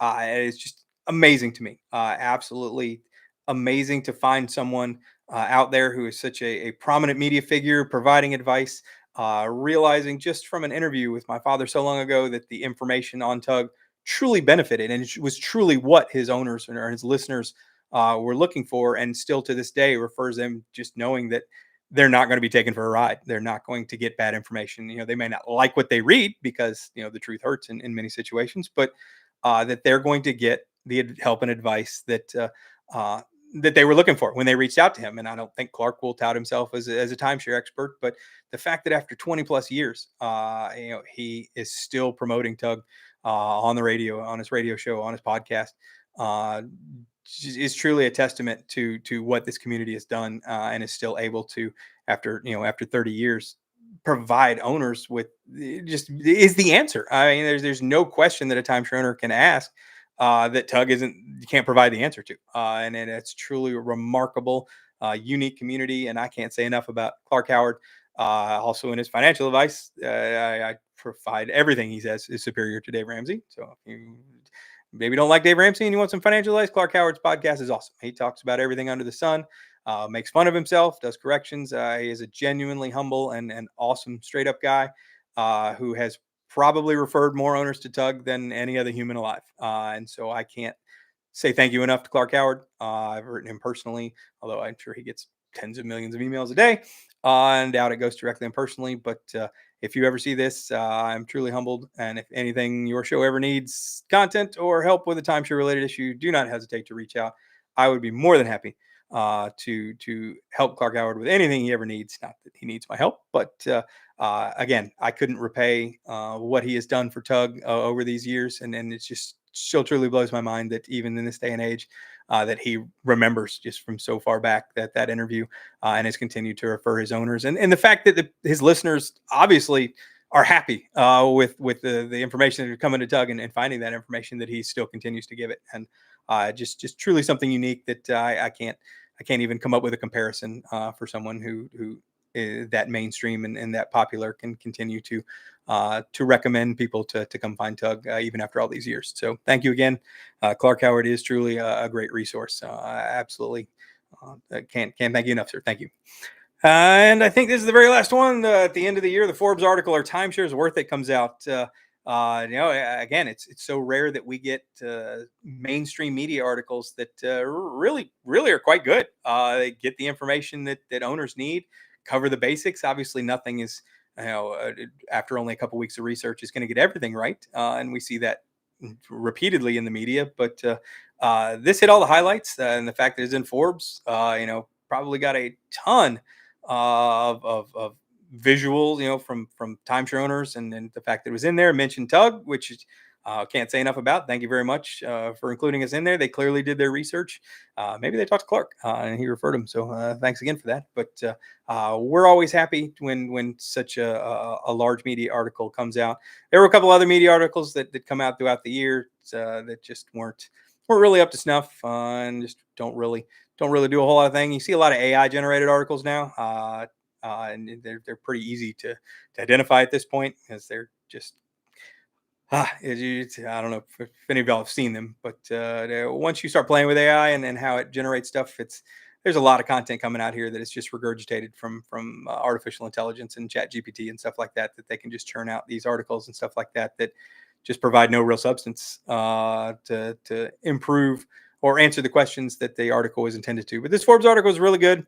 Mention Tug, and right at the end of the year, we certainly appreciate the shout out there and the mention. And again, any mainstream media article that mentions resale, talks about warning against exit companies, and mentions Tug, gets a gold star in our book. And so we can't thank the author enough for coming up with that and publishing that. And thank you, Forbes, for running it on across all your platforms. So that ends all of our 32 different highlights for 2023. I can't believe there's still 18 people watching. Wow, it's 2 hours and 41 minutes. I really should not cover up the clock on that one. Thank you, all of you, for tuned in this long. If there's anything, a couple comments. Have an MVC sales pitch next week. I wish you had the shirt. Go Steelers. Thanks to Jaguars. Yeah. Appreciate that. Yeah, that hurt even worse. Putting the Steelers in the playoffs and giving Houston an AFC title, that hurt worse than the loss. I'm not gonna lie. I'm not even sure I'll get over that. You just ruined my night. Thank you very much. No, I'm just kidding. Today football wise sucked. So yeah, if anything else, for those of you who want to kick in, it's been 2 hours and 41 minutes. I can't ask any more of you. I'm willing to stay on and answer any questions personally if somebody want to chat. But again, 3 hours in, thank you so much. I'm truly blessed. If you guys want to sign off, I won't be offended by it. Thanks, Jeremy, for joining in. Thank you so much for sharing your wisdom, Timon. Thank you very much for tuning in. Hopefully you guys can, we'll do another one couple weeks maybe, timing in, and yeah. So I'll call it in terms of our official podcast. But yeah, if any of you guys have a question, or you want a personal question answered, or another topic that wasn't covered, I'm here till you guys sign off or I fall asleep. Should have gotten a drink of water. Totally forgot that. So, but for all of you still left on, thank you very much. I truly am. I can't thank you enough for sitting. I did not expect this to go for almost 3 hours, and I can't believe that you guys stayed and listened to me talk for 3 hours. It's I don't think I'm that interesting, but thank you again, Billy. Thank you again so much, and truly, truly can't thank you guys enough for tuning in this long. So, good night, Clara. Thank you very much for tuning in. Again, thank you again so much. Looks like there's 14, 15 any. I'll go to another going once, going twice. For any other questions, you can type them. And I will be happy to talk about or answer your question personally. If not, I'll give it another couple minutes. Man, I'm still reeling. You Pittsburgh Steelers got in the playoffs. Man, that was just so bad. Just ended Jacksonville. How you just how you lose 5 out of 6 games in the season? That's that hurts. Hurts bad, and I gotta live with that hurt all the way till next season too. That's just brutal. All right. Well, it looks like everybody's either got every question answered they could possibly have, and I'm glad I could impart that wisdom. And no one has any questions. That's absolutely wonderful. So I'm gonna give it another minute here, and then I'm gonna sign off. And again, I can't thank you guys enough, even though I'll keep trying. So I will post the link, replay for any of you guys who missed the first hour or so. You should be able to use the same link after I click end here and watch the first part. I'm assuming you're probably all going to bed since you probably got enough of me. I'll also post it up on the forums, and I'll let you know when we have the next one. Hopefully I'll have another video coming out, short video. But if you have an idea for a video you want me to do, put it in the forums or send me an email, tug@tug2.net. I'll even write it here. Actually, if you're going to come to me directly, tugadmin@tug2.net. Man, I just can't type with my microphone in the way. So tugadmin@tug2.net. And send me an email. It goes to me personally. If you have a question or you want a topic covered in a future video, shoot me. I'm always looking for ideas, and the good ones pop in, and I absolutely love doing these videos. And if you got a question, I guarantee you 100 other people have that same question. So again, thanks for chiming in, Luke. You guys have a wonderful day. I'm going to call it, and I'm going to go get a drink of water. So I'm super thirsty. And probably, since it's 11 o'clock at night, probably go to bed. So again, thank you guys so much for tuning in. Have yourself a wonderful evening. Happy New Year, and have a great week. Timeshare. Goodbye.